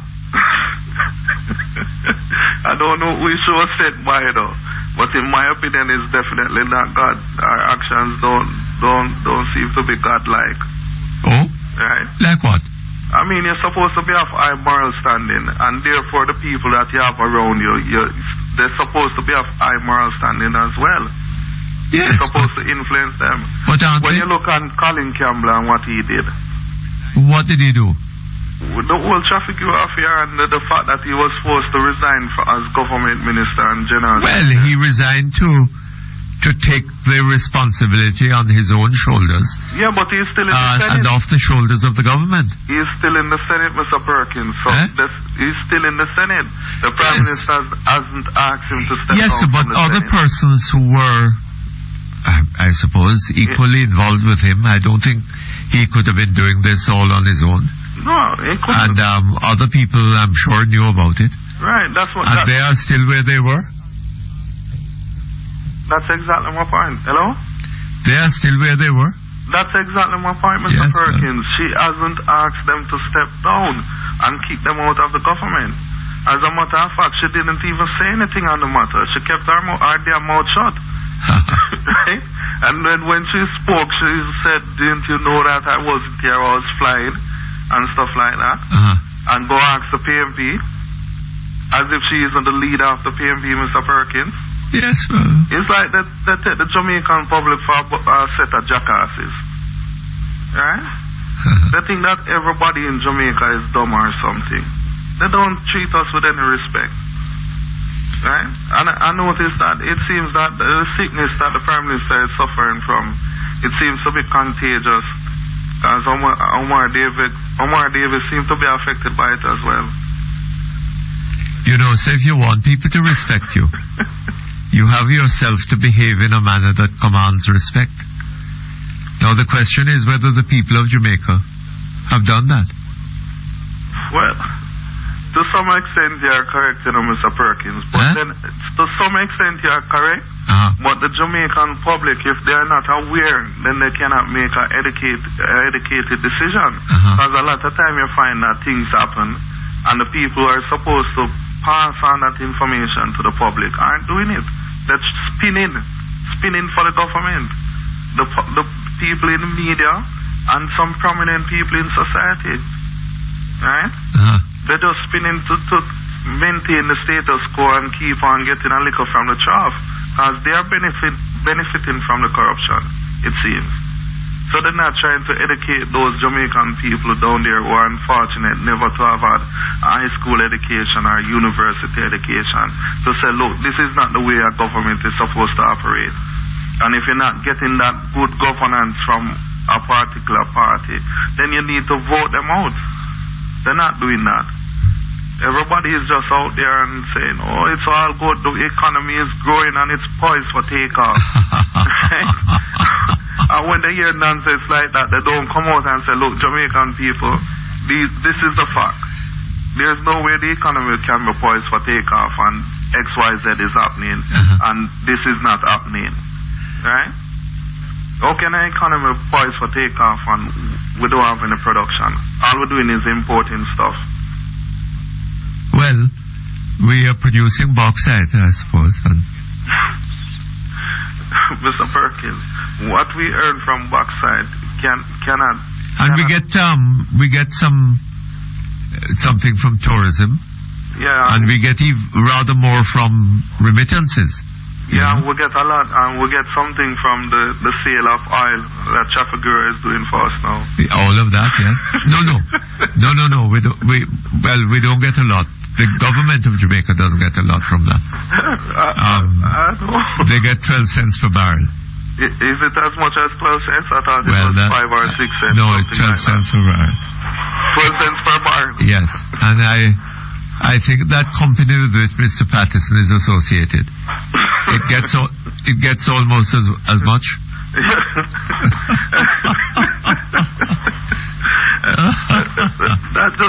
I mean, everything that this party touched just smacks of corruption, Mr. Perkins. Oh, yes?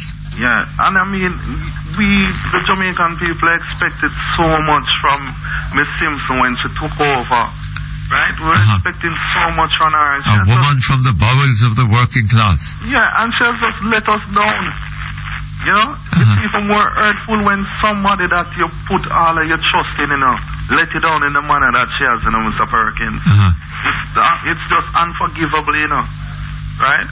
Because if I'm walking down the street and a thief come and rob me, grab my money or whatever, right?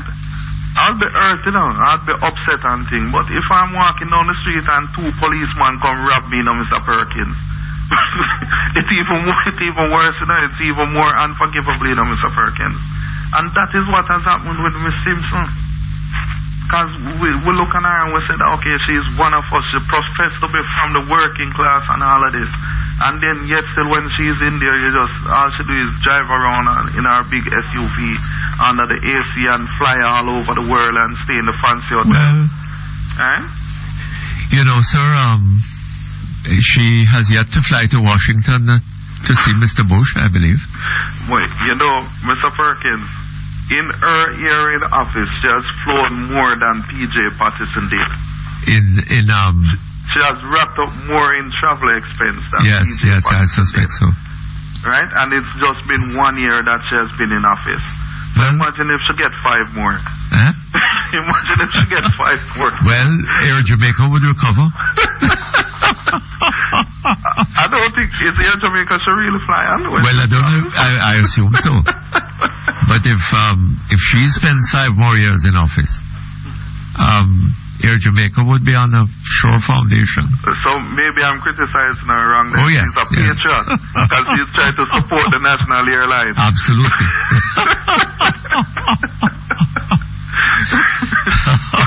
But, Mr. Perkins, trust me, and the information that I get, the support for her the other day wasn't even.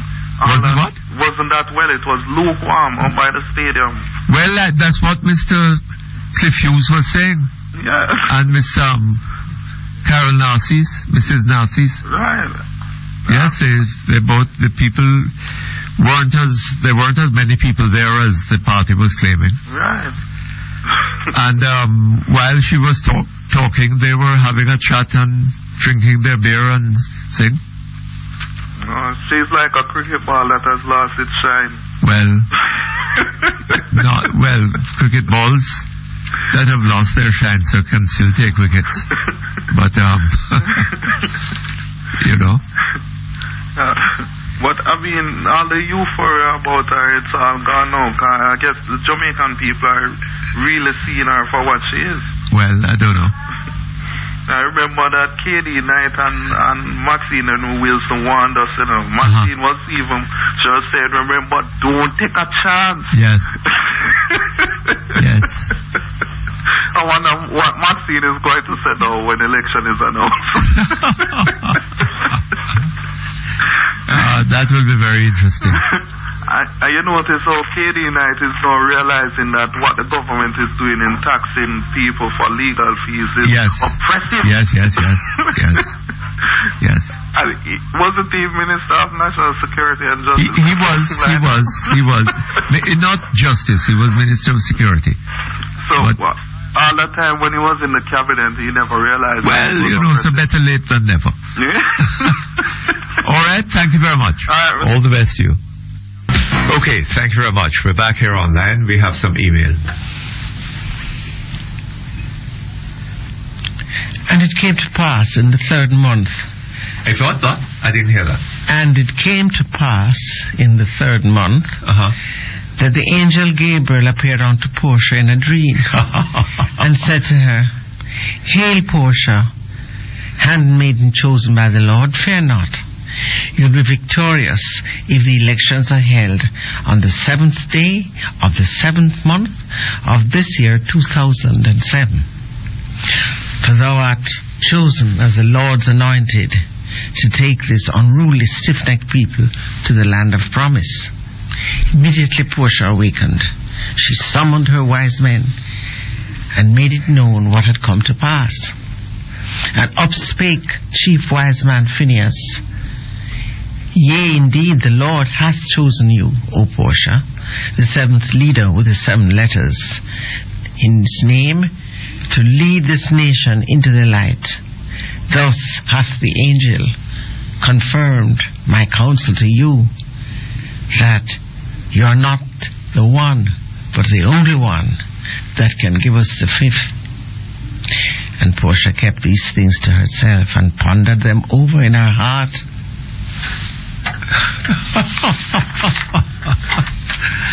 Oh, you're disparaging my leader. Hi, Mr. Perkins. Please read this for me. I see election is near. I hear the promises for the 4th time to fix the bridge in St. Thomas. Mr. Perkins, this one bridge been signed up to fix 3 times before. I hope that the people will remind Mr. Patterson about those 3 promises. Mr. Patterson? Yes, in 1997, 2002, and now Miss Miller, 2007. Jamaican people deserve better, man. Sure. Dear Mr. Perkins, I didn't hear anything in the budget that will make it easier on the people of Jamaica. There's no mention of tax relief for business, no tax relief for low-income earners. There's not enough money allocated to the most essential services like health, education, the environment, crime. Why doesn't the media discuss these issues instead of ignoring them? Well, I don't know. I don't think that the government, when you look and see that they have to spend $102 billion on paying interest on the debt, what sort of tax relief do you think that you can get out of that?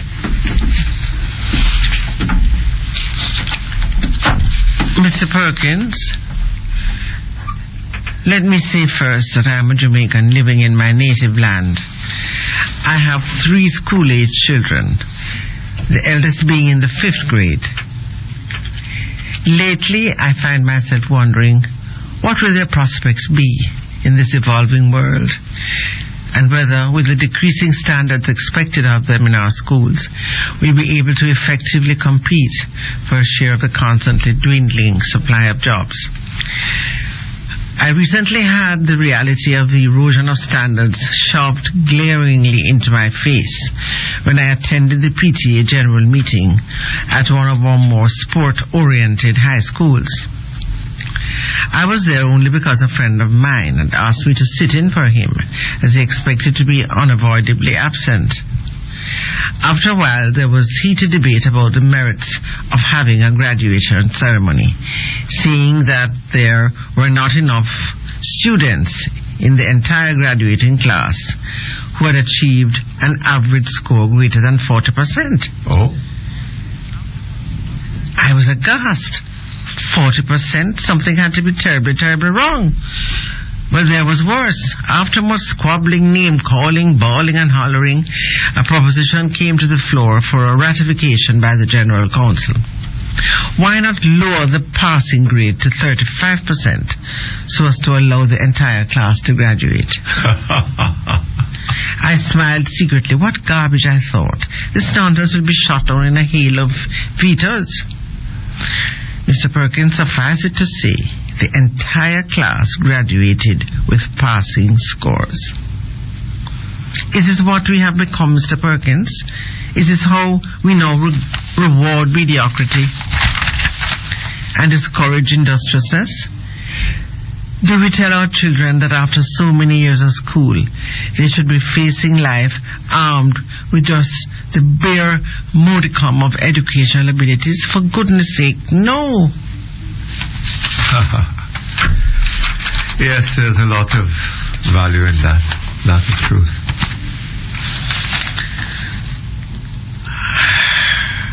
Dear Mr. Perkins, you are supposed to be a neutral voice when it comes to politics.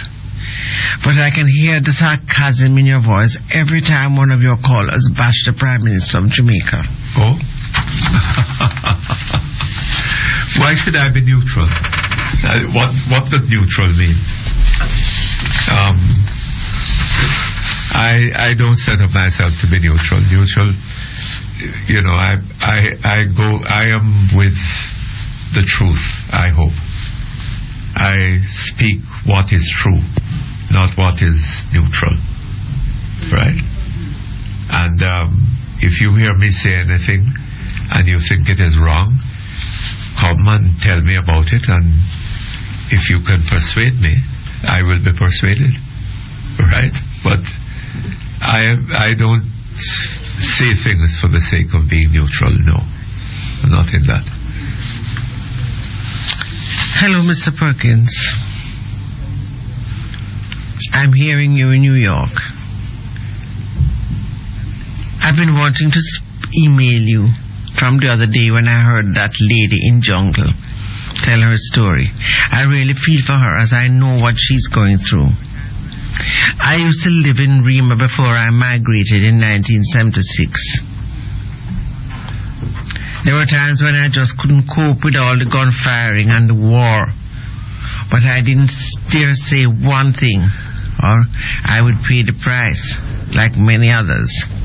Sir, now I fear for that lady. Someone is going to recognize her voice and pass it on.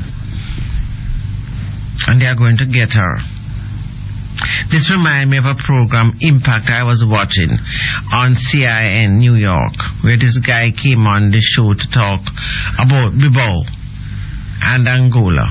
Mr. Perkins, I told my wife, this man just signed his death warrant. And so be it, they killed him about a week after. I can only hope this lady have somewhere to go tonight. Or that she's still alive. The show Impact I was talking about is the one with Ron Johnny. I hope that you're wrong on that. I hope that she won't be harmed. I would like it to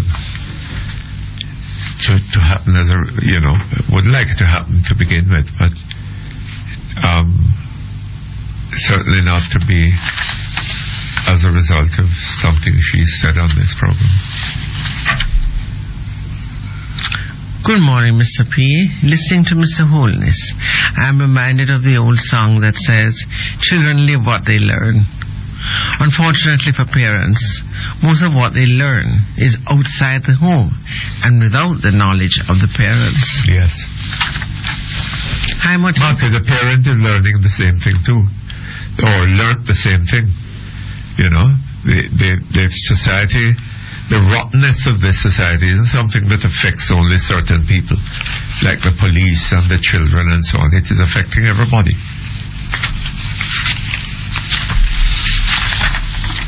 Good day, Mr. Perkins. Recently it made headlines that various species of fish floating downstream along the Black River dead. Mr. Perkins, as you know, This river supports many lives by providing a source of income and a source of food for many persons from as far as Oxbow River in Balaclava to Magotty in the vicinity of Appleton Estate operations to New River outside Santa Cruz to Slipe, Middle Quarter, and lastly the town of Black River itself. This fish kill is not new and has left me asking a couple of questions. Why does the fish kill coincide every year with the commencement of the sugarcane season or soon thereafter? Why is this fish kill usually associated with a strong pungent smell of alcohol along with sour or spoiled cane? Has it been disproven that the byproduct of the sugar refinery process called dunder is not the root cause of this recurrent fish kill? How come NEPA has never been able to identify the root cause of this annual disaster? Instead, all we hear is that they have taken samples for further investigation and we get no follow-up or conclusive public report. Why as a country do we continue to sacrifice our people and our God-given resources so that short-term gains can be had without any thought of our future? Mr. Perkins, I spoke to NEPA. Miss Newville. Let's take the break. Was not enough. Okay, thank you very much. We're back here online. We'll go on with the... Hi, Mutty. I don't know if the theme came in when we... I've just stopped reading. When we were closing off, when I said when I said that we had spoken to NEPA, yes, Ms. Newville, the education officer, was not there. Nobody else could speak on this dead fish in the river. Well, you know, all time people can push that dog down the same line. We have left our answer to call us to bring us up to date. And obviously there are some powerful influences involved, and you know, they can do, if it is in their interest to, they can do damage and get away with it. So we'll expect to hear from Ms. Newville tomorrow what NEPA has so far found. Hi, Mutty. I read the lead story in this morning's Observer entitled Caribbean Governments Unhappy with CWC Revenue Share. And during my reading, I felt so bitter and angry at this government. But interestingly, at the end of my reading, I found myself laughing uncontrollably at Jamaica and its people. It is evident that the government of the region, and in particular the Jamaican government, had no idea or clue whatsoever about what they were doing or getting themselves into as it related to this Cricket World Cup and all those so-called experts and analysts who are heaping praises on the government for hosting the tournament and boasting on the inflows to follow are a bunch of failures and qualified idiots. The opposition's through Mr. Clive Mullings posed some very obvious questions in my view, which ought to have been ventilated from the formative stages of the organization of this event. And the sad thing is, Dr. Omar Davis is stumped by these questions. He's heard agreeing with Mr. Mullings and trying his best to explain the conundrum he now finds himself in. $9 billion worth. 9,000 million dollars worth. And we have got financially nothing to show for it. Well. The ICC, according to the Observer story, is poised to pocket over US $500 million from ESPN, Show TV, Sports TV. Dr. Davis was not even sure as to the gate receipts to be expected, and that too is another failure, based on the realized crowd support. The issue of television rights, which is the biggest money earner for the ICC, was never addressed, and seemed to have totally eluded the great thinkers and planners of this Caribbean disaster. What a colossal mess.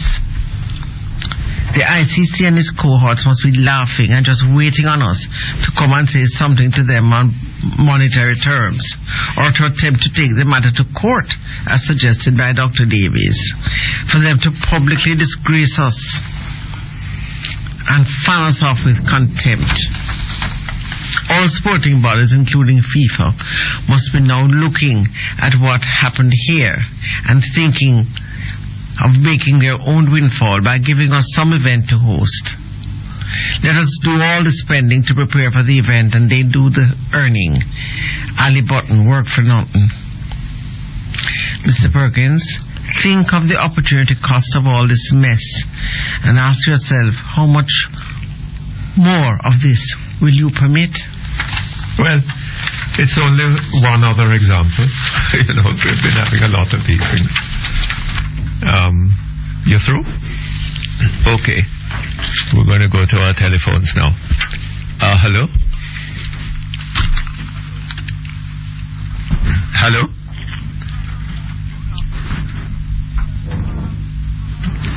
Hello? Hello, Sir Perkins? Yes, sir. Good afternoon, sir. Good afternoon to you, sir. Yeah, I'm issue, you see.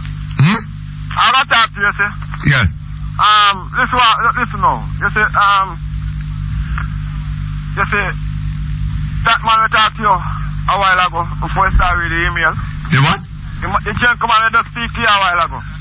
Before you, the email. Yes. He's talking truth, you know, sir. Then take black people for idiots. Them take black people for idiot. Yeah, the man talking the truth. You understand? Oh, you have a prime minister and crime are going to your country, and you don't put a stop to it, and you're the prime minister. How can a prime minister be? Eh? Well, I tell you what. It's one thing to want to put a stop to it. Yeah. It's another thing entirely to put a stop to it. Right? Yeah. Wanting it is relatively easy. To put a stop to it, you're going to have to figure out what is causing it and put a stop to that. I agree. Mr. Perkins. You know? Mr. Perkins. You know, everybody in my community right now listen to you. Everybody in my community, right now. Right now, a police, a man jailed on a youth last night and said, police! And him in a plain clothes, you understand? On the corner. Police! And the man don't identify himself. Don't have a badge. And the man say, you know, a man may call Mr. Perkins. You know? Yes, I'm making out. Him a do what? And you are making out. We say, poor people, government this, and Mutty Perkins. And Mr. Perkins this. We have a right. When we have a problem, we call it, don't it? Good. You see, again, Upper Beverly, sir. Why you come up here now? Why you come up here so, Mr. Bartlett a fix the place up there? You understand? And next thing again, is Mr. Perkins. You see, he help a lot of people. A lot of kids give them scholarship and what have you. You understand me? But, we have to tell you something. When you hear people talk things about Mr. Bartlett and this and that, you don't follow them. Yes, sir? And you make we know, sir, we have right in this country. You understand? The man will come and talk about Bruce and this and that, and this man McKenzie, tell them to let them alone, make good breeze blow upon him. The what? Tell them to let Bruce Golden alone, make good breeze blow upon him. You understand? Because he might be the next prime minister. If they say going in a power, all them foolish shit couldn't go on, you know. You know that, you know, Mr. Perkins. You know that, don't you? Yeah. You understand? All right, look for the things, them. Where do you raise again, you know, sir? When? You know, some red raise again. But everything is raising every day, it seems, in the supermarket, or every week. Prices are going up stupendously, I hear. Hello? No. Yes, sorry about that. We lost him. Okay, hello? Hello, Mutty. Hi, how are we? I heard you this morning on the great dancehall session Sunday night. The great what? Dancehall session. Oh, you didn't hear me on it. You heard Mr. Hughes and Mrs. Narcisse. You know, it says, the great Muhammad al-Haq. That was the guy, you know. Yeah. In Iraq. Oh, yes. Muhammad al-Haq. Uh-huh. That's our version of Buchanan. Saying about 18,000. But Miss Erica Virtue, observer writer, in today's Observer, was reporting on it, right? Yes. And she said, Buchanan said he was pleased at the large turnout, which he estimated to be nearly 15,000, but which in reality was closer to 5,000. I didn't see that. Yes, man. On page 5 of the Observer. Of today's Observer, PM tells supporters... No, read it again for me. Let me read a little further. No, man. I want to hear that part again. Buchanan said he was pleased at the large turnout, which he estimated to be nearly 15,000, but which in reality was closer to 5,000. What's her name? Erica Virtue. What page was that? Page 5. Oh, God. Today's Observer. That ought to have been on page 1.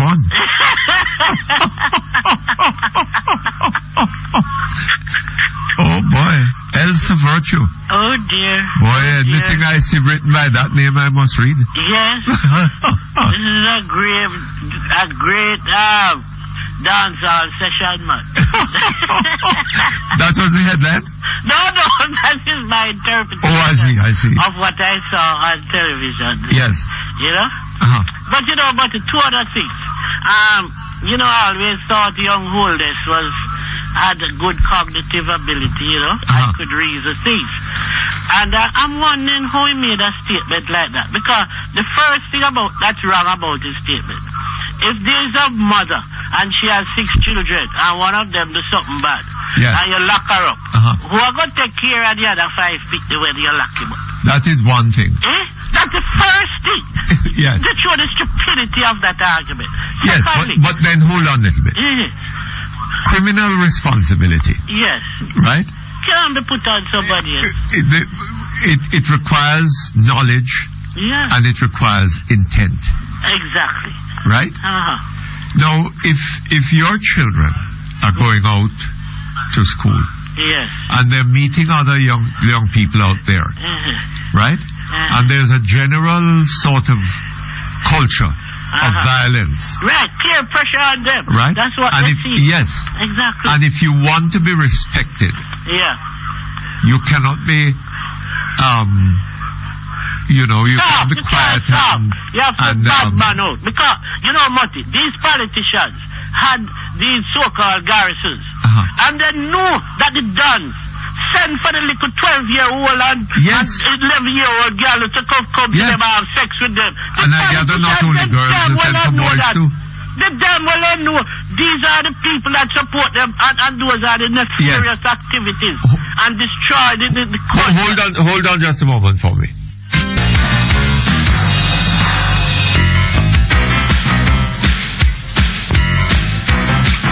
Okay, thank you very much. Back here. Yes, Mutty. This is a milieu in which these children are grown up, especially in these so-called guys communities. Yes. And that's the baddest man. Is him them charge, so them thief certain government money from government place. Yes. And them rich the rotten, and them eventually charge him, and him have motorcade, go to court, and all of these things. These are the patterns that they want to be. Absolutely. Children live what they learn, Mr. Holness. Children live what they learn. And you could be growing your child good in your house and tell him about go on the right rule. And when him go to school and him see the guy driving past with the big SUV and thing and all of that, and the man who they respect in the community is the baddest man because they're afraid him lick off them head. Yes. That is what they're going to try to emulate. Absolutely. You see what I mean? And you can't solve a problem without you diagnose it rightly. Absolutely. You understand? It's a good thing that Mr. Wallace is not a doctor, or else all our patients would have dead. And you know, I believe that this marked decline in Andrew's thinking. And since he joined that breakfast club, you know, he has got into the belly of those people at that club there. What about the breakfast club, sir? That is what I found is thinking, because these people chat the most rubbish you ever talk. Are you serious? Right? And that is the milieu in which he is, and it is destroyed his intellect. So dear Andrew, please come off of that breakfast club and go back in reality. That is a spinners club. That is a spinners club. If the West Indies had the type of spinners that you hear at that club, I mean to say nobody could have beat them. Cricket World Cup would be a success. Yeah, but you're disparaging the breakfast club. No, I am not. I'm speaking the truth. Now I'll go on to the great Mr. Michael Lester Henry, a man who I like. I know very long time. Mr. who? Mr. Lester Michael Lester Henry, MP for Central Clarendon. Oh. Speaking about MPs. You know, honestly, Mike, I believe the MPs get too much money. You don't remember, what do they do for the money? Don't tell me foolishness about you pay for people's funeral. That is not the work of an MP.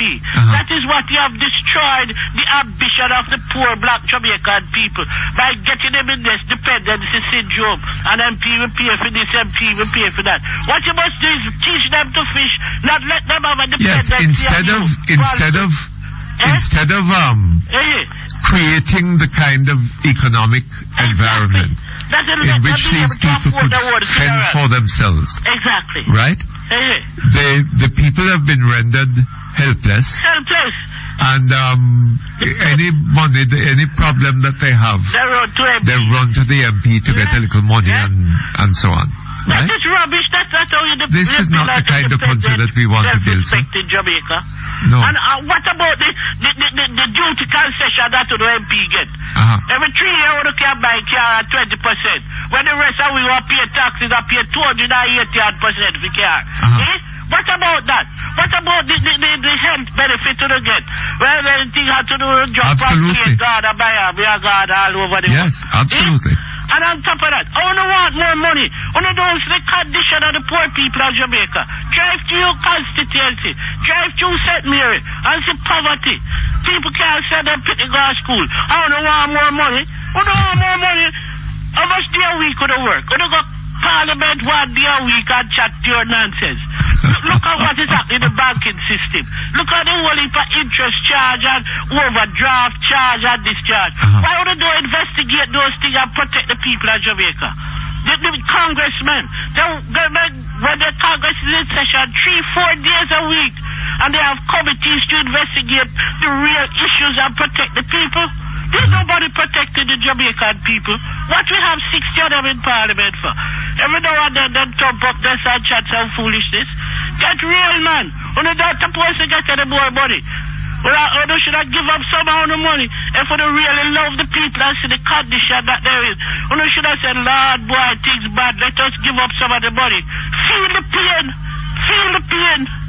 You get duty concession on car. You can't sell it after 3 years and make a killing for it. What kind of nonsense are they talking about? You are boy, raise up here. The people of Jamaica must get up and tell them that we're not doing the work and we're not giving any more pay.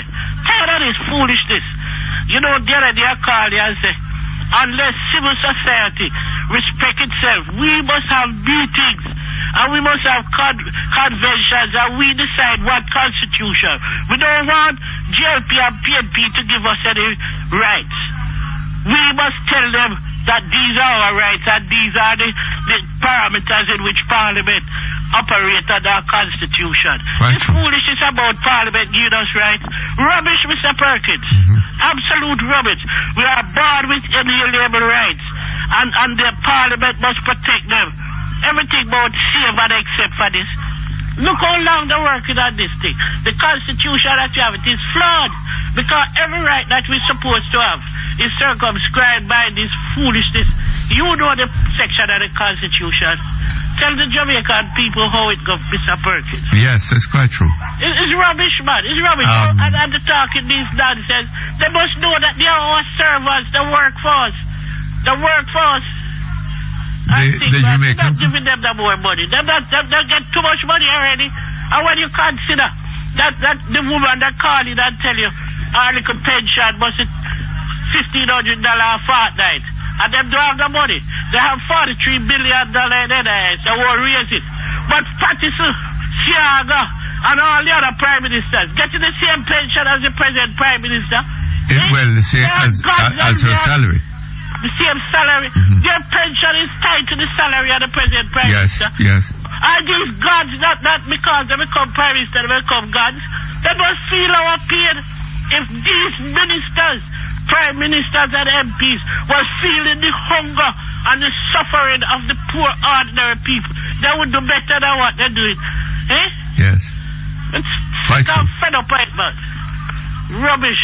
We need a new spirit to enthuse the young people of Jamaica to say enough is enough. Absolutely. We got freedom from physical slavery, but our minds still in slavery. That is That is why we allow them to train us to be PNP slaves, JP slaves. We must cut it out, man. But I get really worked up about it. Because when I listen to these things, and you tell me why some of them MPs who inquire about salary, you see them with big house and big car and big something. Eh? My God. And when you talk about these cost of living index. But I wouldn't mind them getting the money, you know, sir. Yes. If they were doing the job. They're not doing the job, buddy. Right?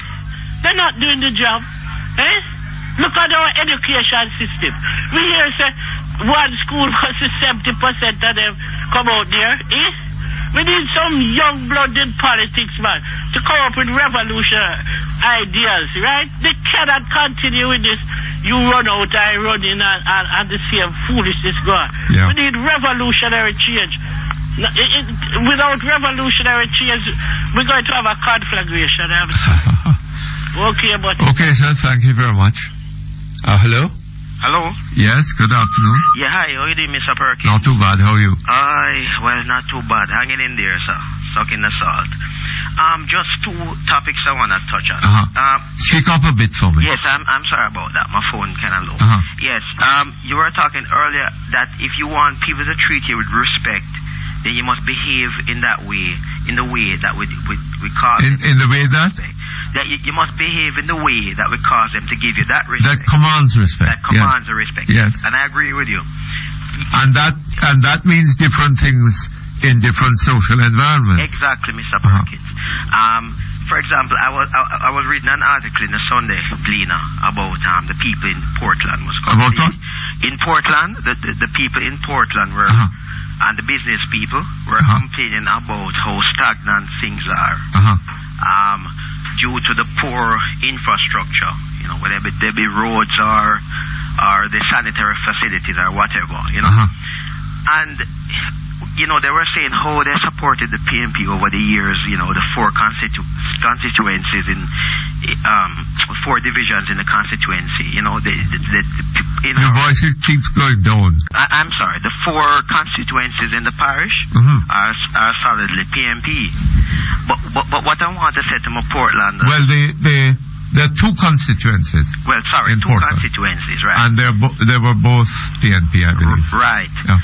What I want to say to my fellow Jamaicans in Portland, that if you keep rewarding a servant for not doing the work, he will continue not to do the work. Right? So you can't say, boy, you've been supporting the government over the years and how they just leave the parish to be in stagnation, right? Because if you keep voting for them, that won't make them change. They'll say to themselves that they're doing a good job and they won't need to change. So don't complain, you get what you vote for. Yes. You know? The second thing is about the death penalty issue, Mr. Perkins.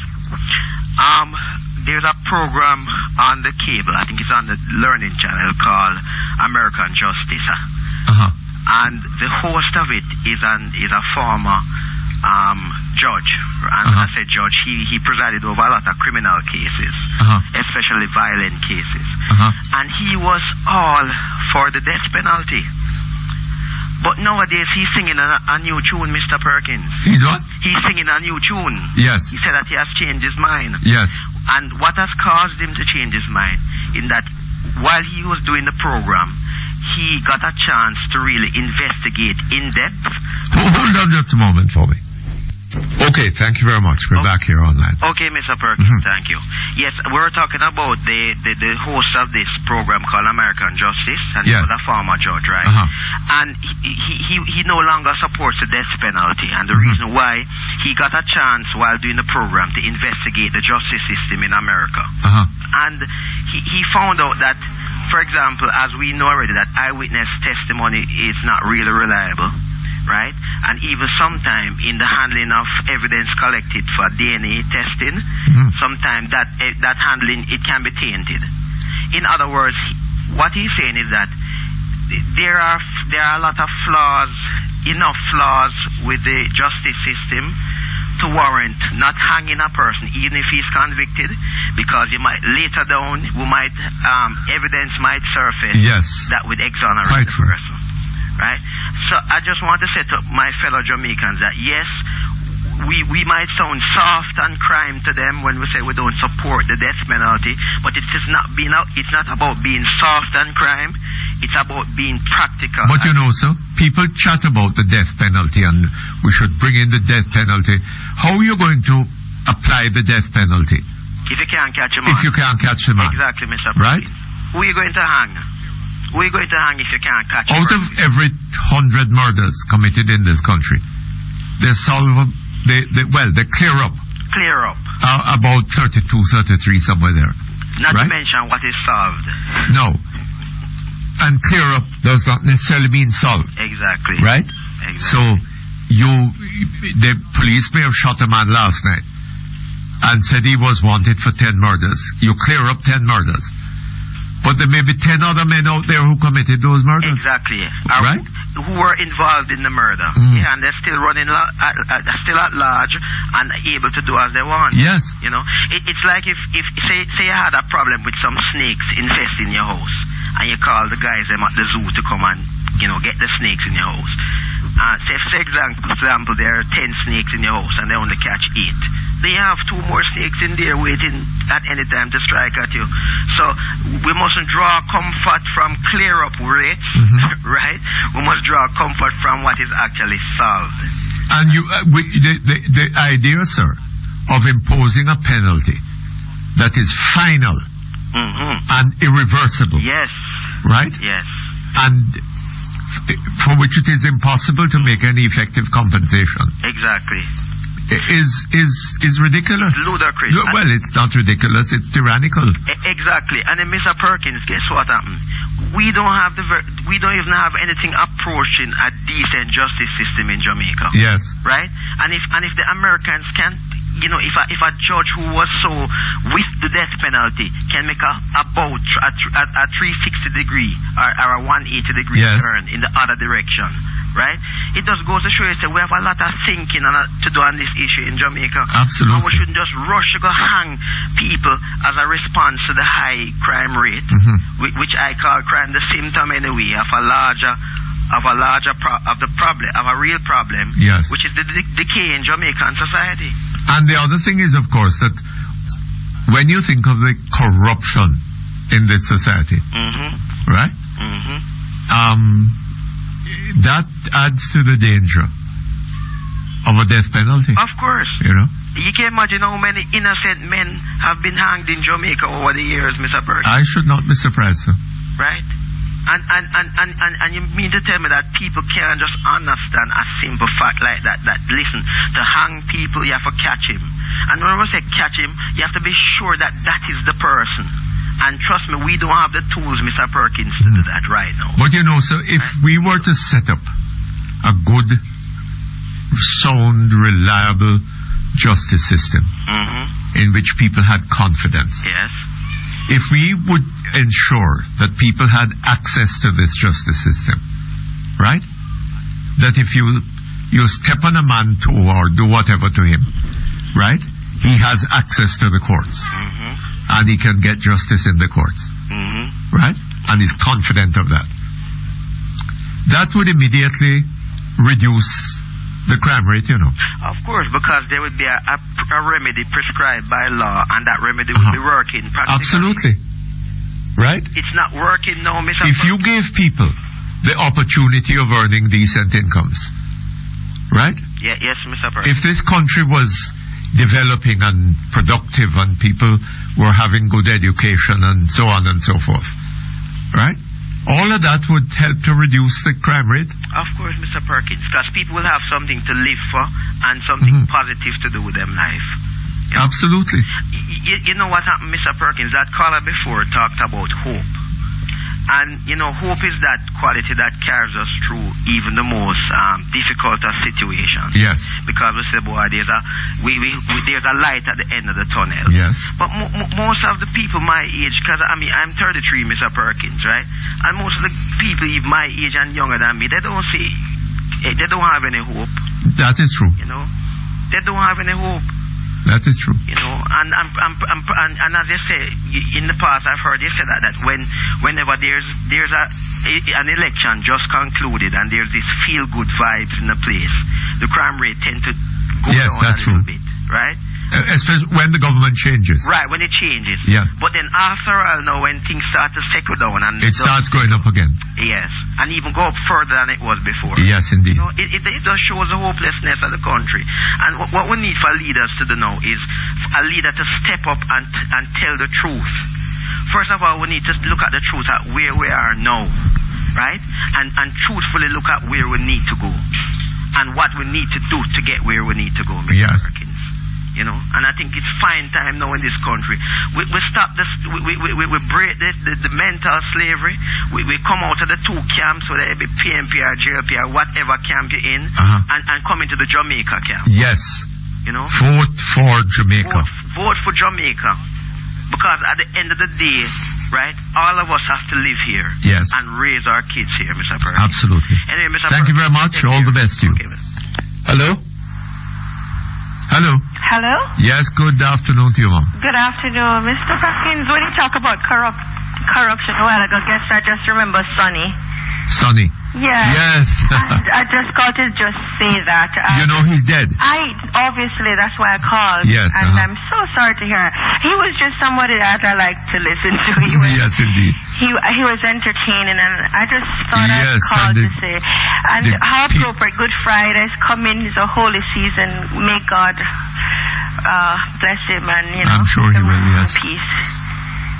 Hello? Yes? Yeah, I was just saying I hope he rests in peace. He was just very entertaining. I'm going to miss him. Yeah, that's it. Okay, Mom. All right. Thank you very much. Hello? Hello? Hello, yes? President, good afternoon. Good afternoon, sir. And how are you, sir? Not too bad, thank you. How are you?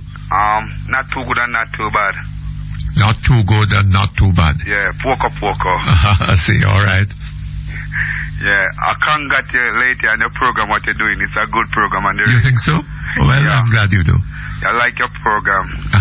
And your program is for the people of Jamaica.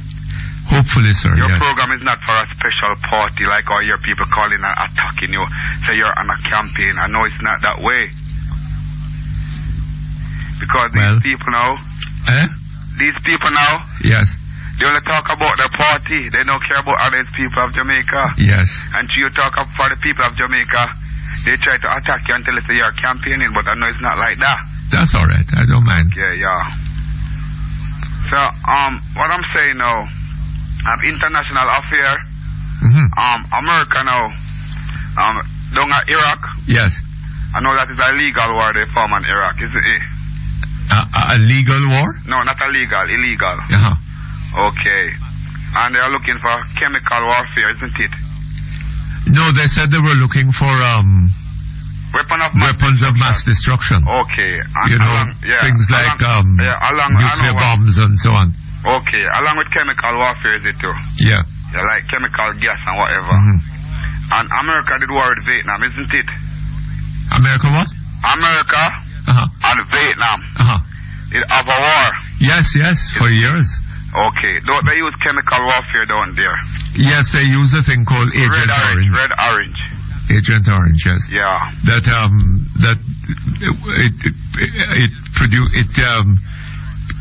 bred cancer in people. Yeah, and who came with it. And up till today, child are born in Vietnam, kids, and get affected from that red orange from. But even American soldiers contracted it, sir. Yeah, because I'm watching the CNN, BBC, and I saw kids born in down there right now who cripple or get affected from the red orange. Yes. Okay. So they are the best. They are the best. They are the best country around, isn't it? Well, you know, we all think we are the best. Or do we? Boy, I don't we in Jamaica don't think of ourselves as the best. I think you have more knowledge more than me, that's why I'm asking you that. I think you have more knowledge more than me, that's why I'm asking you that. Well, I don't know that I have more knowledge than you, but I wouldn't say that they were the best, you know. No, I know that you are, because I don't have a PhD. Okay. No, America has its virtues, you know. Yeah. But it also has Mr. Bush. Okay. Okay.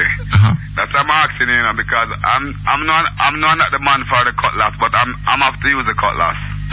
Because this country is about their party, it's not about the people. Yes. Of this country. Yes. And I'm sure that I'm living in a field. We're deep into the kleptocracy. Okay. All right? Okay, Mr. Thank you very much. All the best to you. Hello? Hello, Mr. President. Yes, sir, good afternoon. Good afternoon to you, sir. And how's your day? How's your day? Not too bad. Alright. I'm calling from St. Anne's. From morning we're at the tax office at St. Anne's Bay. So from where? St. Anne's Bay. Yes. Trying to verify a license plate in St. Anne's Bay. And not one person in the tax office at St. Anne's Bay can answer the phone. And yet, every day people say they don't have jobs or they can't get jobs. You think those people at the tax office want a job? Well, I don't know. They have them. Well, I don't think so. You're trying to do what? To verify? Verify a license plate. When you buy a license plate like in Kingston, and you're going to renew the license plate, the tax office have to verify it from the license plate, from the tax office which you buy the license plate. Nobody at that tax office from morning until now can pick up the phone when the St. Anne's Bay tax office calls. Nobody at all. So what? They have a holiday in Kingston today. So what now? You can't license the car? You can't verify? We don't verify it. But let me ask you, this is something new. Well, I don't know. That's what they say at the tax office. So, you know, you have to go buy it. But if I had thief the vehicle now, then they would have license. Oh? You understand? But treat the thief, you know? Oh, they seized the vehicle? No, I said if I had thief the vehicle, they would have licensed it. But because the vehicle was stolen, you have a hard problem to license it. I see. You know? So I don't know what is happening. Are you the man who are the people out there? I want to have a holiday in Kingston today. Well, very likely. Anyway, we're out of time. But I think I'll check it out, see whether we can get them tomorrow and talk about it, All right? Okay, that brings us to the end of Perkins on Line 4 today. We'll be back hopefully tomorrow, usual time, usual place. Look forward to your company. So long.